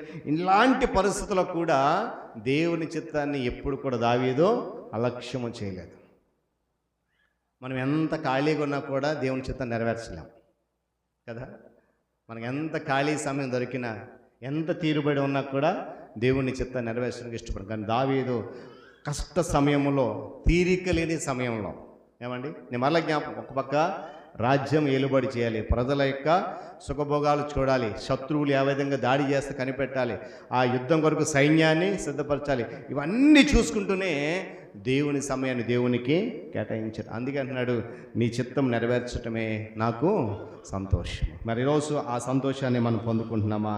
చూడండి, ఆయన దావీదుకి ఏమాత్రం కష్టం అనిపించలేదు. దానికి బదులుగా ఆయన హృదయంలో ఒక ఉత్సాహం. అది ఆయన పాపం చేసి పడిపోయిన తర్వాత దేవుడు తనను ఏ విధంగా కాపాడాడో చెబుతూ చాలా కీర్తనలు రాశాడు. అయితే తన పాపములు పడిపోయినప్పటికీ కూడా దేవుని సేవించడానికి, తాను చేయగలిగిన శ్రేష్టమైనదంతా చేయడానికి తన జీవితాంతం కూడా పోరాడాడని చెప్పి దీని యొక్క వాక్యం జ్ఞాపకం చేస్తుంది. మరి ఈరోజు దేవుని యొక్క సన్నిధిలో మన జీవితంలో దేవుడిస్తున్నటువంటి ప్రతి క్షణం కూడా ఆయన కృపే. మన జీవితంలో దేవుడిచ్చినటువంటి ఈ కాపుదల ప్రతి క్షణం కూడా ఆయన కృప. కొన్ని సమయాల్లో, కొన్ని సందర్భాల్లో మన ఆనందం అనేది క్షీణించిపోవచ్చు. కొన్ని సమయాల్లో మన ఆనందం అనేది మన నుండి దూరం అయిపోవచ్చు. మనము అలసిపోవచ్చు లేదా కురింగిపోవచ్చు. మనలను వెంటాడుచు, మన గతము మనల్ని వెంటాడుతూ ఉండవచ్చు. ఇలాంటి సమయాల్లో సాధారణంగా మనం ఏం చేసే పని ఏంటంటే చాలా నిరాశలోకి వెళ్ళిపోతూ ఉంటాం. కానీ దావీదు పాపం చేసిన తర్వాత ఎప్పుడైతే ప్రవక్త చేత గద్దించబడ్డాడో వెనువెంటనే ఆ పాపం నుండి బయటపడడానికి పశ్చాత్తాపంతో ప్రభు సన్నిధిలో ప్రార్థన చేశాడు. ఆ ఆనందాన్ని క్షీణించిపోనవలేదు. ఏమండి, తన జీవితంలో చేసిన పాపము తనకున్న దేవుని పట్ల తనకున్న ఆనందాన్ని క్షీణించిపోవడానికి ఏమాత్రం కూడా అవకాశము ఇవ్వలేదు. నాతాను ప్రవక్త చేత గద్దించిన మరుక్షణమే ప్రభు సన్నిధిలో ప్రార్థన చేసే పాపం నుండి విడుదల పొందినట్లు వాక్యం జ్ఞాపకం చేస్తున్నాను. గతంలో మనం చేసిన ప్రతీది కూడా మన మనస్సాక్షి మనల్ని బాధిస్తూ ఉండవచ్చు. కానీ ఆ సమయంలో దేవుని వాక్యాన్ని సమగ్రంగా మనం చదవడం వల్ల, దేవుని వాక్యాన్ని దగ్గరికి రావడం ద్వారా తరచు మనము ఈ భావాలను జయించవచ్చు అని చెప్పి నేను వాక్యం జ్ఞాపకం చేస్తాను. దేవుని స్తోత్రం కలుగును గాక. చెప్పాలి గట్టి హల్లెలూయా. కాబట్టి ఈ మధ్యాహ్న సమయంలో మనము దేవుని చిత్త నెరవేర్చే క్రమంలో మనం పొందుకున్న ఆనందాన్ని కాపాడుకున్న దిశలో మనకి ఎన్ని ఆటంకాలు వచ్చినా, కృంగిపోయే పరిస్థితులు వచ్చినా కూడా వాటన్నిటిని దూరం చేయగలిగేది ఏదైనా ఉందనంటే దేవుడు మనకు అందుబాటులో ఉంచినటువంటి దేవుని యొక్క వాక్యం మాత్రమే. దేవుని స్తోత్రం జగన్ కాక చెప్పగా హల్లెలూయా. దావీదు చేసినట్లుగా దేవుని ధర్మశాస్త్రాన్ని మన యొక్క ఆంతర్యంలో రాసుకోవాలి. చదవనటువంటి ఆ మాటలు ఉంది కదా, ఒకసారి చదవండి. 40వ సంకీర్తన 8వ చరణంలో 2వ భాగం ఒక మాట ఉంది, నీ ధర్మశాస్త్రము నా ఆంతర్యములో ఉంది. దాని అర్థం ఏంటో తెలుసా? దేవుని యొక్క వాక్యాన్ని సమృద్ధిగా తన హృదయంలో దాచుకున్నాడు. మరోజు మనం ఎంతమంది చూడండి, దేవుని యొక్క వాక్యము మన హృదయంలో సమృద్ధిగా ఉంటే దేవుని చిత్తం నెరవేర్చడానికి మనం ఏమాత్రం కూడా వెనకడుగు వెయ్యము. నేను మరలా జ్ఞాపకం చేస్తాను, దేవుని వాక్యం ఎప్పుడైతే మన హృదయంలో సమృద్ధిగా లేదో ఆ క్షణములో నుండి మనము దేవుని చిత్తం నెరవేర్చడానికి ఆసక్తి కలిగి ఉండము. దేవుని చిత్తం నెరవేర్చాలంటే దావీదు వలె దేవునికి వాక్యం హృదయంలో దాచుకోవాలి, గురిపెట్టుకోవాలి. మనము దేవుని చిత్తాన్ని పూర్ణాత్మతో, అంటే మనకు సాధ్యమైనంత శ్రేష్టంగా చేయడానికి ప్రయత్నిస్తే ఆయన నమ్మదగిన వాడు కనుక మనకు తగిన విధంగా ఆయన ప్రతిఫలం ఇస్తున్న విషయాన్ని కూడా నేను జ్ఞాపకం చేస్తాను. చివరిగా ఒక 2 మాటలు చెప్పి నా సందేశాన్ని ముగిస్తాను. పౌలు హెబ్రీయులకు రాసిన పత్రికలో ఒక మాట చూడండి, ఆసక్తికరమైన మాటలు రాశాడు. అయ్యే మాటలు మనము కీర్తన 40లో మనము చదువుకున్నాం. హెబ్రీయులకు రాసిన పత్రిక 10:5 నుంచి కొన్ని మాటలు మనం చదివినప్పుడు ఆ మాటలు తిరిగి మరలా ఆ కీర్తనకారుడు దావీదు రాసిన మాటలే పౌలు భక్తుడు అక్కడ ఎత్తి రాసినట్లుగా మనం చూస్తూ ఉన్నాం.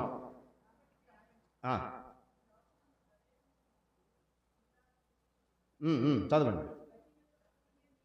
బలియు అర్పణ నువ్వు కోరలేదు కానీ నాకు ఒక శరీరం అమర్చితివి,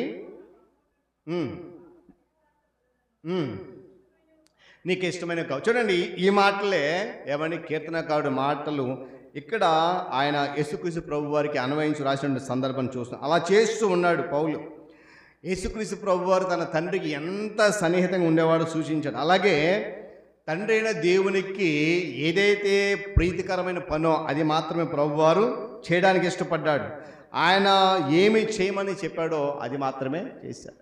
ఆయన చిత్తాన్ని నెరవేర్చడానికి భూమి మీదకి ఆయన వచ్చాడు. చూడండి, దేవుని చిత్తాన్ని చేయడంలోని ఆనందాన్ని కాపాడుకోవడంలో మరొక సహాయం ఏంటంటే మన యొక్క ఆధ్యాత్మిక జీవితము భవిష్యత్తును సరిగా దృష్టిలో ఉంచుకొని యేసుక్రీస్తు ప్రభు వారి వల్ల ముందుకు వెళ్ళాలి అనే విషయాన్ని కూడా వాక్యం ద్వారా మనం తెలుసుకుందాం. 12వ అధ్యాయము హెబ్రీ పత్రిక 2వ వాక్యం చదవండి.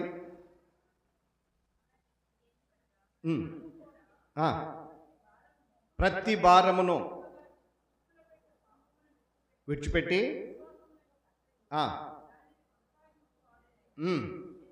యేసు వైపు చూస్తూ జాతి గమనించాలి. ఇక్కడ మన ఎదుట వంచబడిన పందెములో ఓపికతో పరిగెత్తుదము.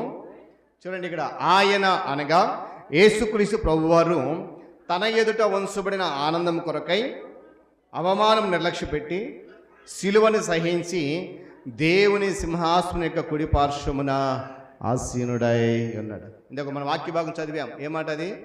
నా ఇష్టం నెరవేర్చుకోవడానికి నేను రాలేదు, కానీ నా తండ్రి చిత్తం నెరవేర్చడానికి నేను ఎక్కడి నుంచి వచ్చాను? పరలోకం నుండి దిగి వచ్చాను. మరలా ఆ పరలోకములో ఆ సింహాసనాన్ని అధిష్ఠించడం కొరకు, మరలా ఆ సింహాసనం దగ్గరికి వెళ్ళడానికి కొరకు ఈ భూమి మీద అది ఏం చేశాడంట? అవమానాన్ని నిర్లక్ష్య పెట్టి సిలువను సహించి దేవుని సింహాసనం మీద ఆసీనుడిగా ఉండడానికి ఇష్టపడ్డాడు. ఈరోజు నేను అంటాను, దేవుని చిత్తం నెరవేర్చడానికి మనకి భూమి మీద ఎన్నో ఆటంకాలు, అలాగని చెప్పి ఆ ఆటంకాలు ఆ శ్రమలు వచ్చినప్పుడు ఆగిపోతే మన జీవితంలో దేవుని చిత్తం అనేది నెరవేర్చలేకపోతే మనకి ఏదైతే నిరీక్షణ ఉందో ఆ నిరీక్షణను మనము పొందుకోలేము. గమనించాలి. చివరిగా ఏమండి, దేవునికి తన విశ్వాసాన్ని నిరూపించుకొని తన తండ్రి కుడి పార్శ్వాన్ని ఆయన మరలా ఆశీనుడయ్యేటువంటి రాజరిక ప్రతిఫలాన్ని పొందడంలోనే ఆయన ఆనందాన్ని కాపాడుకుంటూ వెళ్ళాడు. కనుక మరి ఈనాడు దేవుని చిత్తం చేయడం ఇప్పుడు ఎంతో ఆనందాన్ని, భవిష్యత్తులో అనంతమైనటువంటి ఆ సంతోషాన్ని కలుగజేస్తుంది అనే విషయాన్ని కూడా నేను జ్ఞాపకం చేస్తాను. ప్రకటన గ్రంథంలో చాలా మాటలు రాయబడ్డాయి. ఇప్పుడు సమయం కాదు, కానీ దేవుని యొక్క సువార్తను ప్రకటించే పనిలో మనం ఎలాంటి ప్రతిస్పందన ఎదుర్కొన్నప్పటికీ చాలా చూడండి, దేవుని యొక్క స్వార్థం ప్రకటించినప్పుడు చాలా రకాలైనటువంటి ఆటంకాలు ఎదురవుతూ ఉంటాయి. అలా ఎన్ని ఆటంకాలు ఎదురైనా కూడా మనము ధైర్యంగా నిలబడి ఆయన చిత్తాన్ని కనుక నెరవేర్చడానికి ఇష్టపడితే మనము పొందుకునే ఆనందాన్ని కూడా మనము కాపాడుకోగల విషయాన్ని కూడా జ్ఞాపకం చేస్తాం. కనుక ఇంతవరకు చూడండి, దేవుడు ఈ 9 మాసాలు దేవుడు మనల్ని ఎంతగానో తన కృప నడిపించాడు. ఒకవేళ మనం ఆయన చిత్తాన్ని నెరవేర్చకపోయినా, మన జీవితంలో ఆయన కలిగిన చిత్తము మనము చేసినా చేయకపోయినా, గత వారం ధ్యానం చేసాం కదా, పరిశుద్ధత, ఆయన మహిమకు కీర్తి మరియు కృతజ్ఞత, ఇవేవి మన జీవితం లేకపోయినా ఆయన చిత్తం నెరవేర్చే విషయంలో మనము నిర్లక్ష్యంగా ఉన్నా కూడా దేవుడు మనల్ని ఏమాత్రం కూడా నిర్లక్ష్యం చేయట్లే. కనుక రానున్న నూతన మాసంలోకైనా దేవుని యొక్క చిత్తాన్ని కీర్తనగారు చెప్తున్నట్లుగా ఆయన చిత్తాన్ని నెరవేర్చే పరిచారకులుగా, ఆయన చిత్తాన్ని నెరవేర్చేటువంటి సైన్యముగా నూతన మాసం వెళ్లే ముందు ఆ క్రమం నడవడానికి దేవుని యొక్క సహాయాన్ని కోరుతూ ముందుకు వెళ్దాం. అటు రీతిలో నడిపించడానికి పరిశుద్ధాత్మను తన సహాయాన్ని మనకి మెండుగా అనుగ్రహించుగా. తలలో ఉంచి కన్ను మూసుకునండి, ప్రార్థన చేసుకుందాం. మహాగణుడా, మహోన్నతుడా, సర్వాధికారి స్తోత్రాలు. తిరిగి నూతన పరిశుద్ధ దినములో, ప్రాముఖ్యంగా 9వ మాసం చివరి పరిశుద్ధ ఆదివారములో మేము నీ మాటలు ధ్యానించాం. గడిచిన ఆదివారం మా జీవితంలో నీ చిత్తం ఏమైందో తెలుసుకున్నాం. ఈరోజు నా తండ్రి, మా జీవితంలో నీ చిత్తాన్ని మేము నెరవేరుస్తున్నామా లేదని ఒక ప్రశ్న మా జీవితంలో మీరు వేశారు. నీ ప్రియకుమారుడు, మా రక్షకుడైనటువంటి యేసుక్రీస్తు ప్రభువు వారు ఈ భూమి మీదకి పరలోకం దిగి వచ్చింది కేవలము నీ చిత్తం నెరవేర్చడానికే. ఆయన తన సువార్త పరిచి ఎన్నడూ కూడా తన సొంతమైనటువంటి ఆలోచన ఇది చేయలేదు. చివరికి నాయన మరణ సమయంలో కూడా తండ్రి, నీ చిత్తం అయితే ఈ గిన్నె నాయకుని తొలగించని నీ ప్రణాళికకే అప్పగించాడు. ఆ మాదిరికరమైన జీవితాన్ని మా అందరికీ విడిచిపెట్టి వెళ్ళాడు. అయితే ఆ మాదిరికరమైనటువంటి మార్గాన్ని అనుసరించడానికి మేము ఒకవేళ నిర్లక్ష్యంలో ఉన్నామేమో. ఈరోజు అలాంటి మమ్మల్ని నీ వాక్యం గద్దించి నీ చిత్తాన్ని నెరవేర్చే దిశగా అడుగులు వేయాలని, నీ సహాయము పొందుకోవాలని, ఆయన ఆ నీ చిత్తం నెరవేర్చడం ద్వారా ఆ ఆనందాన్ని మేము పొందుకున్న ఆ ఆనందాన్ని కడవరకు కాపాడుకోవాలని నీ వాక్యం ద్వారా మాకు సెలవిచ్చిన మాటను బట్టి స్తుతులు చెల్లిస్తూ వెత్తబడి మాటలు వినడం అందరి జీవితంలో నురంతలు ఫలింపచేయండి. తదుపరి జరిగినటువంటి ఆరాధన క్రమముల సహితం మీరు మాతో ఉండి నడిపించమని బలపరచమని యేసుక్రీస్తు వారి ఉన్నతమైన నామములో ఈ ప్రార్థన సమర్పించి వేడుకుంటున్నాను మా తండ్రి, ఆమేన్. ఈ సమయంలో రోజా ప్రత్యేకమైన పాట పాడి వినిపిస్తుంది. పేరిట అందరికీ వందనాలండి.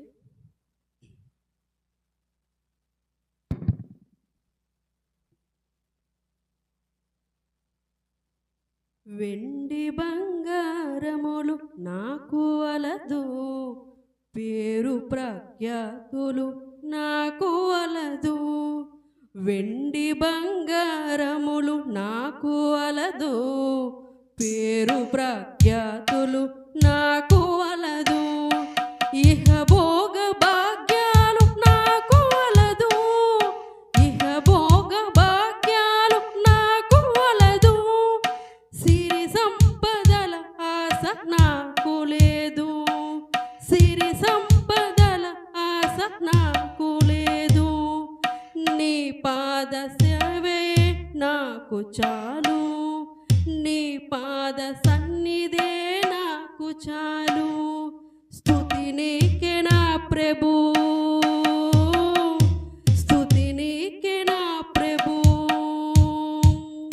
స్తుతి ఘనత మహిమలన్నీ నీకే యేసు ప్రభు. స్తుతి ఘనత మహిమలన్నీ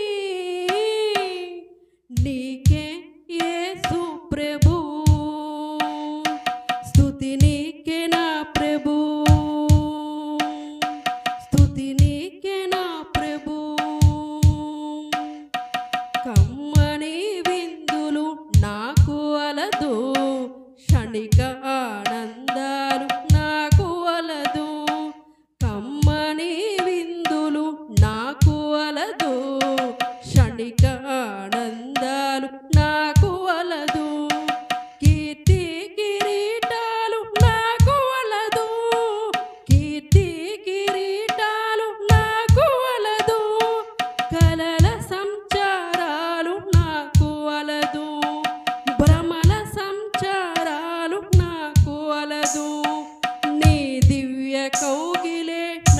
నాకు చాలు, నీ దివ్య కౌగిలే నాకు చాలు. స్తుతి నీకే నా ప్రభు, స్తుతి నీకే నా ప్రభు. స్తుతి ఘనత మహిమలన్నీ నీకే యేసు ప్రభు.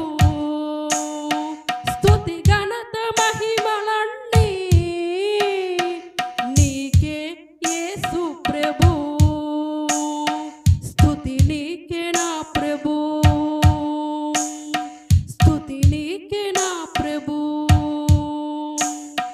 బంధు బాంధవ్యాల బాధ వలదు, బరువు బాధ్యతలన్న భయము వలదు. బంధు బాంధవ్యాల బాధ వలదు, బరువు బాధ్యతలన్న భయము వలదు.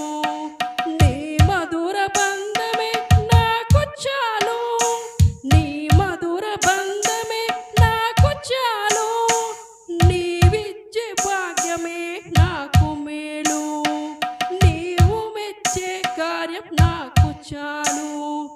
నీవు హెచ్చే కార్యం నాకు చాలు, నీవు హెచ్చే కార్యం నాకు చాలు. స్తుతి నీకే నా ప్రభు, స్తుతి నీకే నా ప్రభు. స్తుతి ఘనత మహిమలన్నీ నీకే యేసు ప్రభు. స్తుతి ఘనత మహిమలన్నీ నీకే యేసు ప్రభు. స్తుతి నీకే నా ప్రభు, స్తుతి నీకే నా ప్రభు. వెండి బంగారములు నాకు వలదు, పేరు ప్రఖ్యాతులు నాకు వలదు. వెండి బంగారములు నాకు వలదు, పేరు ప్రఖ్యాతులు నాకు వలదు. ఇహ భోగ భాగ్యాలు నాకు వలదు, ఇహ భోగ భాగ్యాలు నాకు వలదు. సిరి సంపదల ఆశ నాకు లేదు, సిరి సంపదల ఆశ నాకు లేదు. నీ పాద సన్నిధే నాకు చాలు, నీ పాద సన్నిధే నాకు చాలు. స్తుతి నీకే నా ప్రభు, స్తుతి నీకే నా ప్రభు. స్తుతి ఘనత మహిమలన్నీ నీకే యేసు ప్రభు. స్తుతి ఘనత మహిమలన్నీ నీకే యేసు ప్రభు. స్తుతి నీకే నా ప్రభు, స్తుతి నీకే నా ప్రభు. మహిమ ఘనత యేసుకే చెందునుగాక. ఆమేన్. మంచిది. పిల్లల సమయంలో సంఘ ప్రకటనలు విందాం, సంఘ ప్రకటనలు విందాం. మరి సమయంలో సంఘ అధ్యక్షులు ప్రియులు అనిల్ మాస్టర్ గారు మన యొక్క సంఘ ప్రకటనలు మనకు తెలియజేస్తారు. దేవుని స్తోత్రం. పాస్టర్ గారికి, అదేవిధంగా సంఘ పెద్దలకు, విశ్వాసులందరూ కూడా యేసుక్రీస్తు ప్రశస్తనామమున వందనాలు తెలియజేస్తూ, మరి ఈరోజు అంశం మనం విన్నాం, దేవుని చిత్తం. లాస్ట్ ఆదివారం కూడా ఇదే అంశాన్ని పాస్టర్ గారు ఈరోజు కూడా కొనసాగించారు. మరి దేవుని చిత్తం బట్టి మనం ఉండాలి అంటూ, మరి యేసు ప్రభువు కూడా తండ్రి చిత్తం బట్టే తన శిలువ మరణాన్ని కూడా తను చాలా సులభంగా దాన్ని పూర్తి చేశాడు. శిలువ మరణాన్ని కూడా అంటే ఆ యొక్క సింహాసనాన్ని విడిచిపెట్టి కుమారుడు భూమి మీదకి వచ్చాడంటే కేవలం దేవుని యొక్క చిత్తాన్ని నెరవేర్చడానికి అంటూ ఈరోజు పాస్టర్ గారు కూడా దాన్నే చేస్తూ మనకు కూడా కొన్ని ప్రశ్నలు, అలాంటి చిత్తాన్ని నెరవేర్చే స్థితిలో నీవు నేను మనం ఉన్నామా లేదా? ఎందుకంటే చాలా విషయాలు ఇక్కడ చెప్పారు. మరి దేవుని చిత్తం మనం నెరవేరిస్తే ఒక అంశం తీసుకున్న ఒక వాక్యం చెప్పారు, ఆ యొక్క అనుభవ జ్ఞానం గురించి చెప్పారు. ఆయన పాస్టర్ గారు చెప్తూ దేవుని చిత్తాన్ని నెరవేర్చడంలో ఏదైతే మనం జ్ఞానాన్ని సంపాదించుకున్నామో అది ఇతరులకు అందజేసే స్థితిలో మనం ఉన్నామా లేదో పరీక్ష చేసుకోమన్నారు. అప్పుడే దానికి మన మనిషి జీవితానికి ఒక స్థిరం వస్తుందని పాస్టర్ గారు తెలియజేస్తూ మరి ఆహారం గురించి తెలియజేశారు. యేసుప్రభు వారు తన భూమి మీద నివసించిన కాలం ఒక మాట అంటారు, ఆయన చిత్తాన్ని నెరవేర్చడమే అది నాకు ఆహారమై ఉన్నది అంటాడు. అంటే ప్రతీది కూడా దేవుని చిత్తం ముందు ప్రతీది కూడా మనం ఏ కార్యం చేసినా అది చాలా వేస్ట్ అనిపిస్తుంది. అన్నిటికంటే ముఖ్యం ఏంటంటే మనకి దేవుని కార్యం. అయితే మనం ఈరోజు గ్రహించవలసింది ఏంటంటే ఆ యొక్క దేవుని కార్యాలు ఏవైతే ఉన్నాయో వాటిలో నేను కొన్నైనా సరే గ్రహిస్తున్నానా లేదా అనేది మనం ఆలోచించాలి. అదేవిధంగా ఆ యొక్క ఆనందాన్ని మనం ఏం చేయాలట, కాపాడుకోవాలి. ఆ కాపాడుకుంటేనే ఆ యొక్క నిజంగా దేవుని చిత్తాన్ని సంపాదించడం. పాస్టర్ గారు చాలా చక్కగా చెప్పారు. పాస్టర్ గారు ప్రత్యేకమైన వందనాలు. అదేవిధంగా ఇక్కడ మనకి తల్లి వచ్చింది ఒకటి ప్రార్థన చేయమని. సుదర్శనమ్మ గారు హిరమండలం నుంచి వచ్చారు. తను చవిత్సీది, హిరమండల మండలం చవిత్సీది నుంచి తను స్టార్టింగ్ నుంచి ఉంది. మరి తను మొదటి నుంచే వచ్చారు. ఆవిడ పేరు సుదర్శనమ్మ గారు. మరి తన గురించి ప్రార్థన చేయండి. ఇప్పుడే ముందు వచ్చారు. మనవడు కదమ్మా, మనవడి గురించి కూడా ప్రార్థన చేయమన్నారు. మరి మీ అనుదిన ప్రార్థన గుర్తు చేసుకోండి. సుదర్శనమ్మ గారు మనవడు ఒకటి. అదేవిధంగా గత వారం మనకు సాక్ష్యం చెప్పారు రవణమ్మ గారు, తను ఉన్నారు బోరగావ్ నుంచి. తన కుమారుడు శ్రీని గురించి మనం ప్రార్థన చేస్తూనే ఉన్నాం. వాళ్ళిద్దరి గురించి ప్రార్థన కంటిన్యూ చేయండి. రవణమ్మ గారు ఒకటి, రెండవది సుదర్శనమ్మ ఆ కుటుంబం గురించి ప్రార్థన కంటిన్యూ చేయండి. మరి వారి ద్వారా వారు ఏదైతే అనుకున్నారో వారి యొక్క కుమారులు కానీ వారి యొక్క మనవలు కానీ మరి దేవుడు దీవించాలని, అదేవిధంగా మరి శ్రీని గారు మరి మారు మనసు పొంది దేవుని సన్నిధానానికి వచ్చేలాగిన తల్లిగారి కోరిక. అటు రీతిగా వాళ్ళ గురించి ప్రార్థన చేయండి. అదేవిధంగా ఈరోజు మరి చక్కటి వర్షిప్ మనం విన్నాం. రాజేశ్వరి చాలా చక్కగా ఆ యొక్క స్తుతి ఆరాధన మరి తను చేసింది. మరి అనేక విషయాలు అంటే తను చేస్తూ అనేక విషయాలు బైబిల్లో ఉన్నవి చాలా విషయాలు చెప్తూ మరి అలాంటి స్తుతి మనం చెల్లిస్తూ ఉన్నామా లేదా అనేది తను కూడా తెలియజేసింది. మరి తనని తన తల్లిగారి గురించి ప్రార్థన చేయండి. అదేవిధంగా మరి ఇంకొక నెల మాత్రమే ఉంది మనకి హార్వెస్ట్ కృతజ్ఞతార్పణల పండుగ.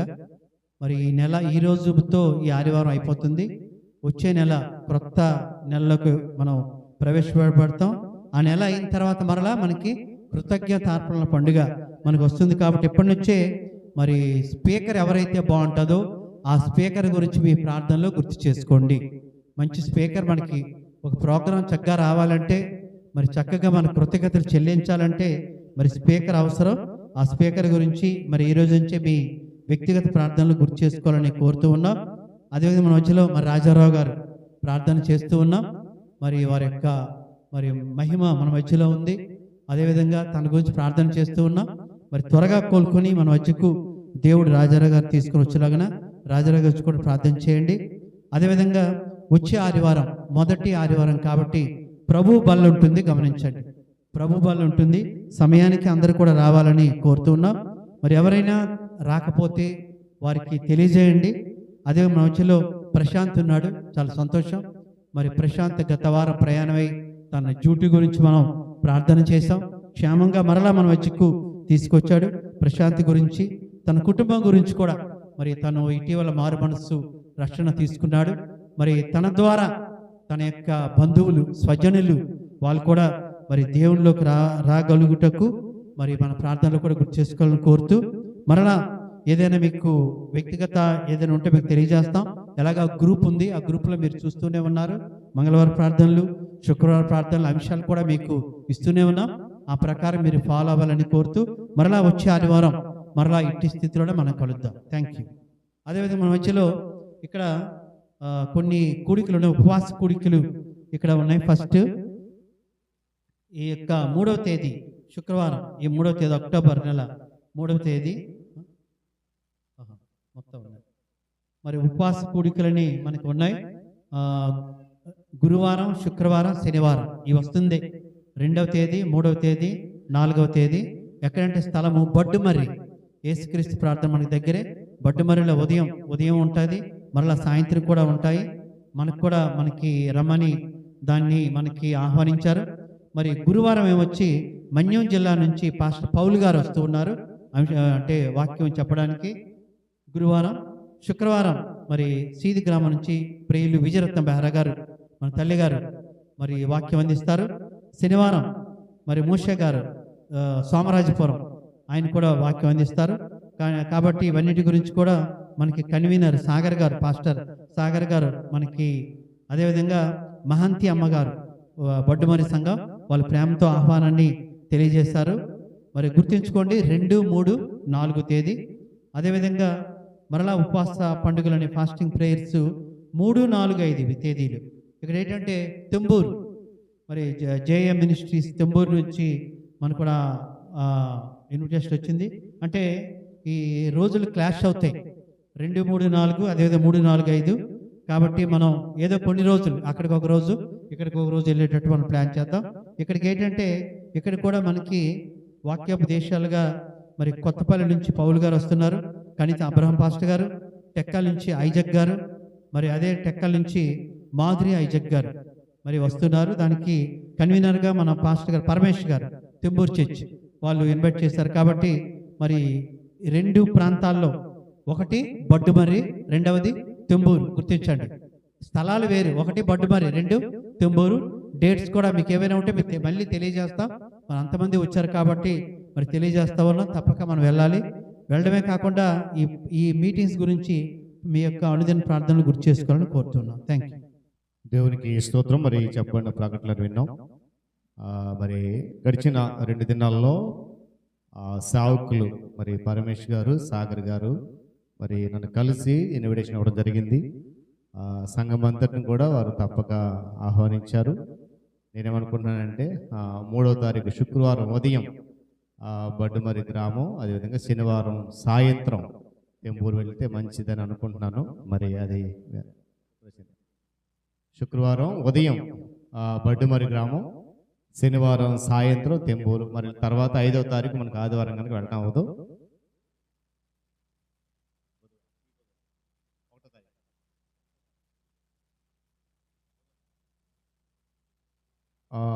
అక్టోబర్ 1వ తారీఖు ఆ సమీపంలో గంగువాడ సమీపంలో పేడూరు అనే గ్రామం లోపలికి ఉంటుంది.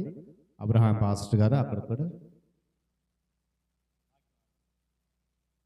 అక్కడ మరి తల్లిగారు వాక్యం అందిస్తారని విజయరత్న గారు తెలియజేశారు. ఆ సభలకు కూడా ప్రార్థన చేయండి. ఆ సభలు పాలిభాగస్తులై దేవుని స్తుతిద్దాం. అందరూ లేచి నిలబడదాం. ముగింపు ప్రార్థన, ప్రభు నేర్పిన ప్రార్థన ఆశీర్వాదంతో ఆరాధన ముగించుకుందాం. దేవుడు తన వాక్యం ద్వారా మనతో మాట్లాడాడు. మన జీవితంలో ఆయనను చిత్తాన్ని నెరవేరుస్తున్నామా లేదా? ఈ 9 మాసాలు తన కృపలో నడిపించిన దేవుడు మరొక నూతన మాసంలోనికి, మరొక 2 దినముల వ్యవధిలో మనం నడిపించబోతున్నాడు. 10వ మాసంలోనికి 2025వ సంవత్సరము చివరి దినాల్లో మనం వచ్చేసాం. మరి దేవుడు తన అత్యంత కృపను బట్టి నడిపిస్తున్నాడు. మరి ఆయన నడిపిస్తున్నాడు, ఆయన కృపను చూపిస్తున్నాడు. మరి మనం ఆయన చిత్తాన్ని నెరవేరుస్తున్నామా లేదని ఒక ప్రశ్నతో ఈరోజు సూటిగా పరిశుద్ధాత్మ దేవుడు తన లేఖనం ద్వారా మనల్ని గద్దించారు. మరి రానున్న నూతన మాసంలో అయినా ఒక నూతనమైనటువంటి ఉద్దేశంతో, ఉత్సాహంతో దేవుని చిత్తం నెరవేర్చేటువంటి పరిచారకులుగా, ఆయన బిడలుగా మన విశ్వాస యాత్రను ముందు కొనసాగిద్దాం. సమయంలో ప్రార్థన చేద్దాం. మరి ముగింపు ప్రార్థనలో మరి ప్రియులు సహోదరి సువర్ణకుమారి బెహర గారు మనం నడిపిస్తారు. ప్రభు నేర్పిన ప్రార్థన ఆశీర్వాదంతో ఈ ఆరాధనను మనము ముగించుకుందాం. మహాగణుడు మహోన్నతుడు అయిన మా ప్రియ పరలోకపు తండ్రి, మీ యొక్క ఘనమైన పాదాల ప్రభువ వెళ్ళని స్తోత్రాలు స్తోత్రాలు స్తోత్రాలు వందనాలు చెల్లిస్తున్నాము తండ్రి. నాయనా గడిచిన విశ్రాంతి దినం నుంచి ప్రభువ ఈ యొక్క విశ్రాంతి దినం వరకు తండ్రి మీ యొక్క రెక్కల చాటున ప్రభువ మమ్మల్ని భద్రం చేసుకుని తండ్రి మీరు మాకు ఇచ్చిన సమయాన్ని బట్టి మీకు వెళ్ళని స్తోత్రాలు వందనాలు చెల్లిస్తున్నాము తండ్రి. నాయన ఈ యొక్క దినం చూడలేక, ఈ గడియ చూడలేక ప్రభువ నేను అనేకులు ఈ లోకం నుంచి విడిచి వెళుతున్నారు తండ్రి. ఎటు యోగ్యులమైతే మేము కాదు కానీ ప్రభువ మీ కృప చొప్పున, మీ దయ చొప్పున తండ్రి మాకు ఈ యొక్క దినాన్ని దయచేశారు తండ్రి. మీకు వెళ్ళని స్తోత్రాలు వందనాలు చెల్లిస్తున్నాము తండ్రి. నాయన మీ యొక్క మందిరంలో నాయన మేమందరం కూడుకొని తండ్రి నాయన మిమ్మల్ని స్తుతించడానికి, మిమ్మల్ని ఆరాధించడానికి ప్రభువ మీరు మాకు ఇచ్చిన తరుణాన్ని బట్టి మీకు వెళ్ళని స్తోత్రాలు వందనాలు చెల్లిస్తున్నాం ప్రభువ. నాయన చిన్న మందుగా కూడుకొని ప్రభా మిమ్మల్ని స్తుతించుండగా, మిమ్మల్ని ఆరాధించుండగా మా స్తుతుల మధ్యలో మీరున్నారు తండ్రి. మీకు స్తోత్రాలు. ఇప్పటి వరకు మీ సేవకులు విత్తిన వాక్యాన్ని ప్రభా మా హృదయాలను భద్రపరుచుకుంటూ నాయన వాక్యానుసారమైన జీవితాన్ని మేము జీవించడానికి సహాయం అనుగ్రహించండి తండ్రి. నాయన మీ వాక్యము నాయన జీవములకు మా జీవముకు ఓటై ఉన్నది తండ్రి. అటువంటి నాయన జీవము గల మాటలు ప్రభువా మా హృదయాల్లో భద్రం చేసుకుంటూ తండ్రి నాయన మీ కొరకు జీవించే వారంగా ప్రభువా మీ యొక్క రక్షణ మార్గంలో మేము నాయన నిలబడి వారంగా ఉండడానికి సహాయం అనుగ్రహించండి ప్రభువా. యేసయ్యా నాయన మిమ్మల్ని పోలి మేము మరి నడుచుకోవడానికి సహాయం అనుగ్రహించండి. మాలో ఉన్న అవిధేయతను తీసివేయండి తండ్రి ప్రభువా. మీకు యోగ్యమైన బిడ్డలుగా ప్రభువా మేము జీవించగలడానికి సహాయం అనుగ్రహించండి తండ్రి. మేము తండ్రి పెదవులతో మిమ్మల్ని స్తుతించడం కాదు కానీ ప్రభువా మా హృదయానుసారమైన జీవితంతో ప్రభువా మిమ్మల్ని ఆరాధించడానికి తండ్రి మిమ్మల్ని ఘనపరచడానికి నాయన అటు యోగ్యత కలిగిన వారంగా ప్రభువా మేము జీవించగలడానికి సహాయం అనుగ్రహించండి నాయన. మీ సేవకులు ఇచ్చిన వాక్యము తండ్రి నాయన మేము విడిచి వెళ్ళిపోకుండా తండ్రి నాయన ఈ యొక్క మందిరంలో ఉంటుండగా ప్రభువా మేము నాయన ఎలాగ ఉంటున్నామో తండ్రి అలాగే తండ్రి లోకంలోకి వెళ్చుండగా కూడా ప్రభువా అట్టి స్థితిలో ప్రభువా మేము నిలబడడానికి సహాయం అనుగ్రహించండి నాయన. మీ యొక్క వాక్యాన్ని ప్రభువా దొంగిలించకుండా నాయన ఆ సాతాను శోధన నుంచి బంధకాల నుంచి ప్రభువా మమ్మల్ని విడిపించండి తండ్రి. మీకే స్తోత్రాలు వందనాలు. మా హృదయాల్లో నాయన వాక్యం నూరంతలుగా నాయన ఫలభరితంగా నాయన ఉండడానికి సహాయం అనుగ్రహించండి నాయన. కొన్ని దినాలు రాని ఉన్నది తండ్రి నాయన వాక్యం మరుగైపోతుంది తండ్రి కనుక తండ్రి వాటిని మా హృదయాల్లో భద్రం చేసుకోవడానికి సహాయం అనుగ్రహించండి నాయన. ఎన్ని సంవత్సరాల నుంచి మీ ఒక్క వాక్యం వింటున్నామో నాయన మాకైతే తెలియదు కానీ నాయన ఎంత మేము గ్రహిస్తున్నామో అన్నది ప్రభువా మేము తెలుసుకోవడానికి సహాయం అనుగ్రహించండి ప్రభువా నాయన. మీ యొక్క నాయన జీవము గల మాటలతో ప్రభువా మా హృదయాలను నాయన తృప్తిపరచుకోవడానికి ప్రభువా మీ యొక్క రక్షణ పాత్రను చేతపుచ్చుకొని తండ్రి మిమ్మల్ని ఆరాధించడానికి సహాయం అనుగ్రహించండి ప్రభువా. మీ సేవకులను వారి కుటుంబాన్ని వారి కుమార్తెని మీరు దీవించండి ఆశీర్వదించండి తండ్రి.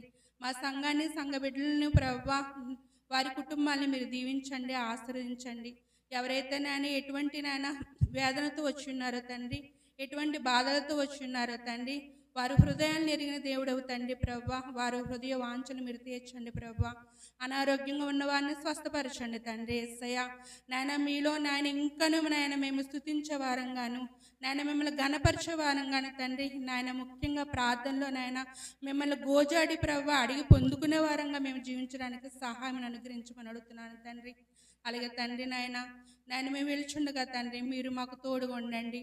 అలాగే ప్రభువా నేను ఎక్కడైతే కూటములు జరుగుతున్నాయో తండ్రి ఆ కూటములో నేను ఎటువంటి ఆటంకాలు జరగకుండా ప్రభువా నేను వాతావరణాన్ని విద్యుత్తును ప్రభువా మీ యొక్క స్వాధీనంలో ఉంచుకోండి తండ్రి.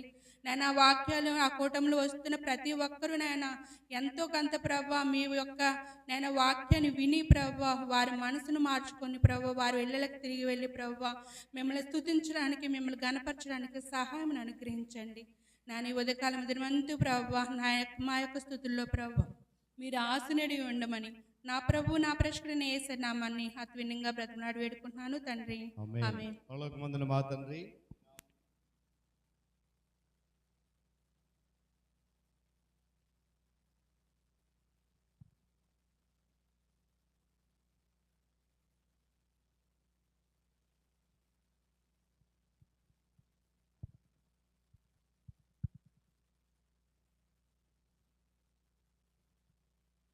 పరమ తండ్రి అయిన దేవుని ప్రేమయు ఆయన ప్రియ కుమారుడును మన రక్షకుడైన యేసుక్రీస్తు వారి యొక్క కృపయు ఆదరణకర్తగా ఉన్నటువంటి పరిశుద్ధాత్మ దేవుని సహవాసము సన్నిధి కాపుదల చేరొచ్చిన మనకును మన కుటుంబాలకు సంఘానికి మరి నూతనంగా వచ్చిన తల్లిగారులకు వారి కుటుంబాల్లో ఉన్నటువంటి సమస్యలను తీర్చి వారు కోరుకున్న ప్రతి ఆశను నెరవేర్చి సమృద్ధితో నింపి నడిపించును గాక. ఆమేన్.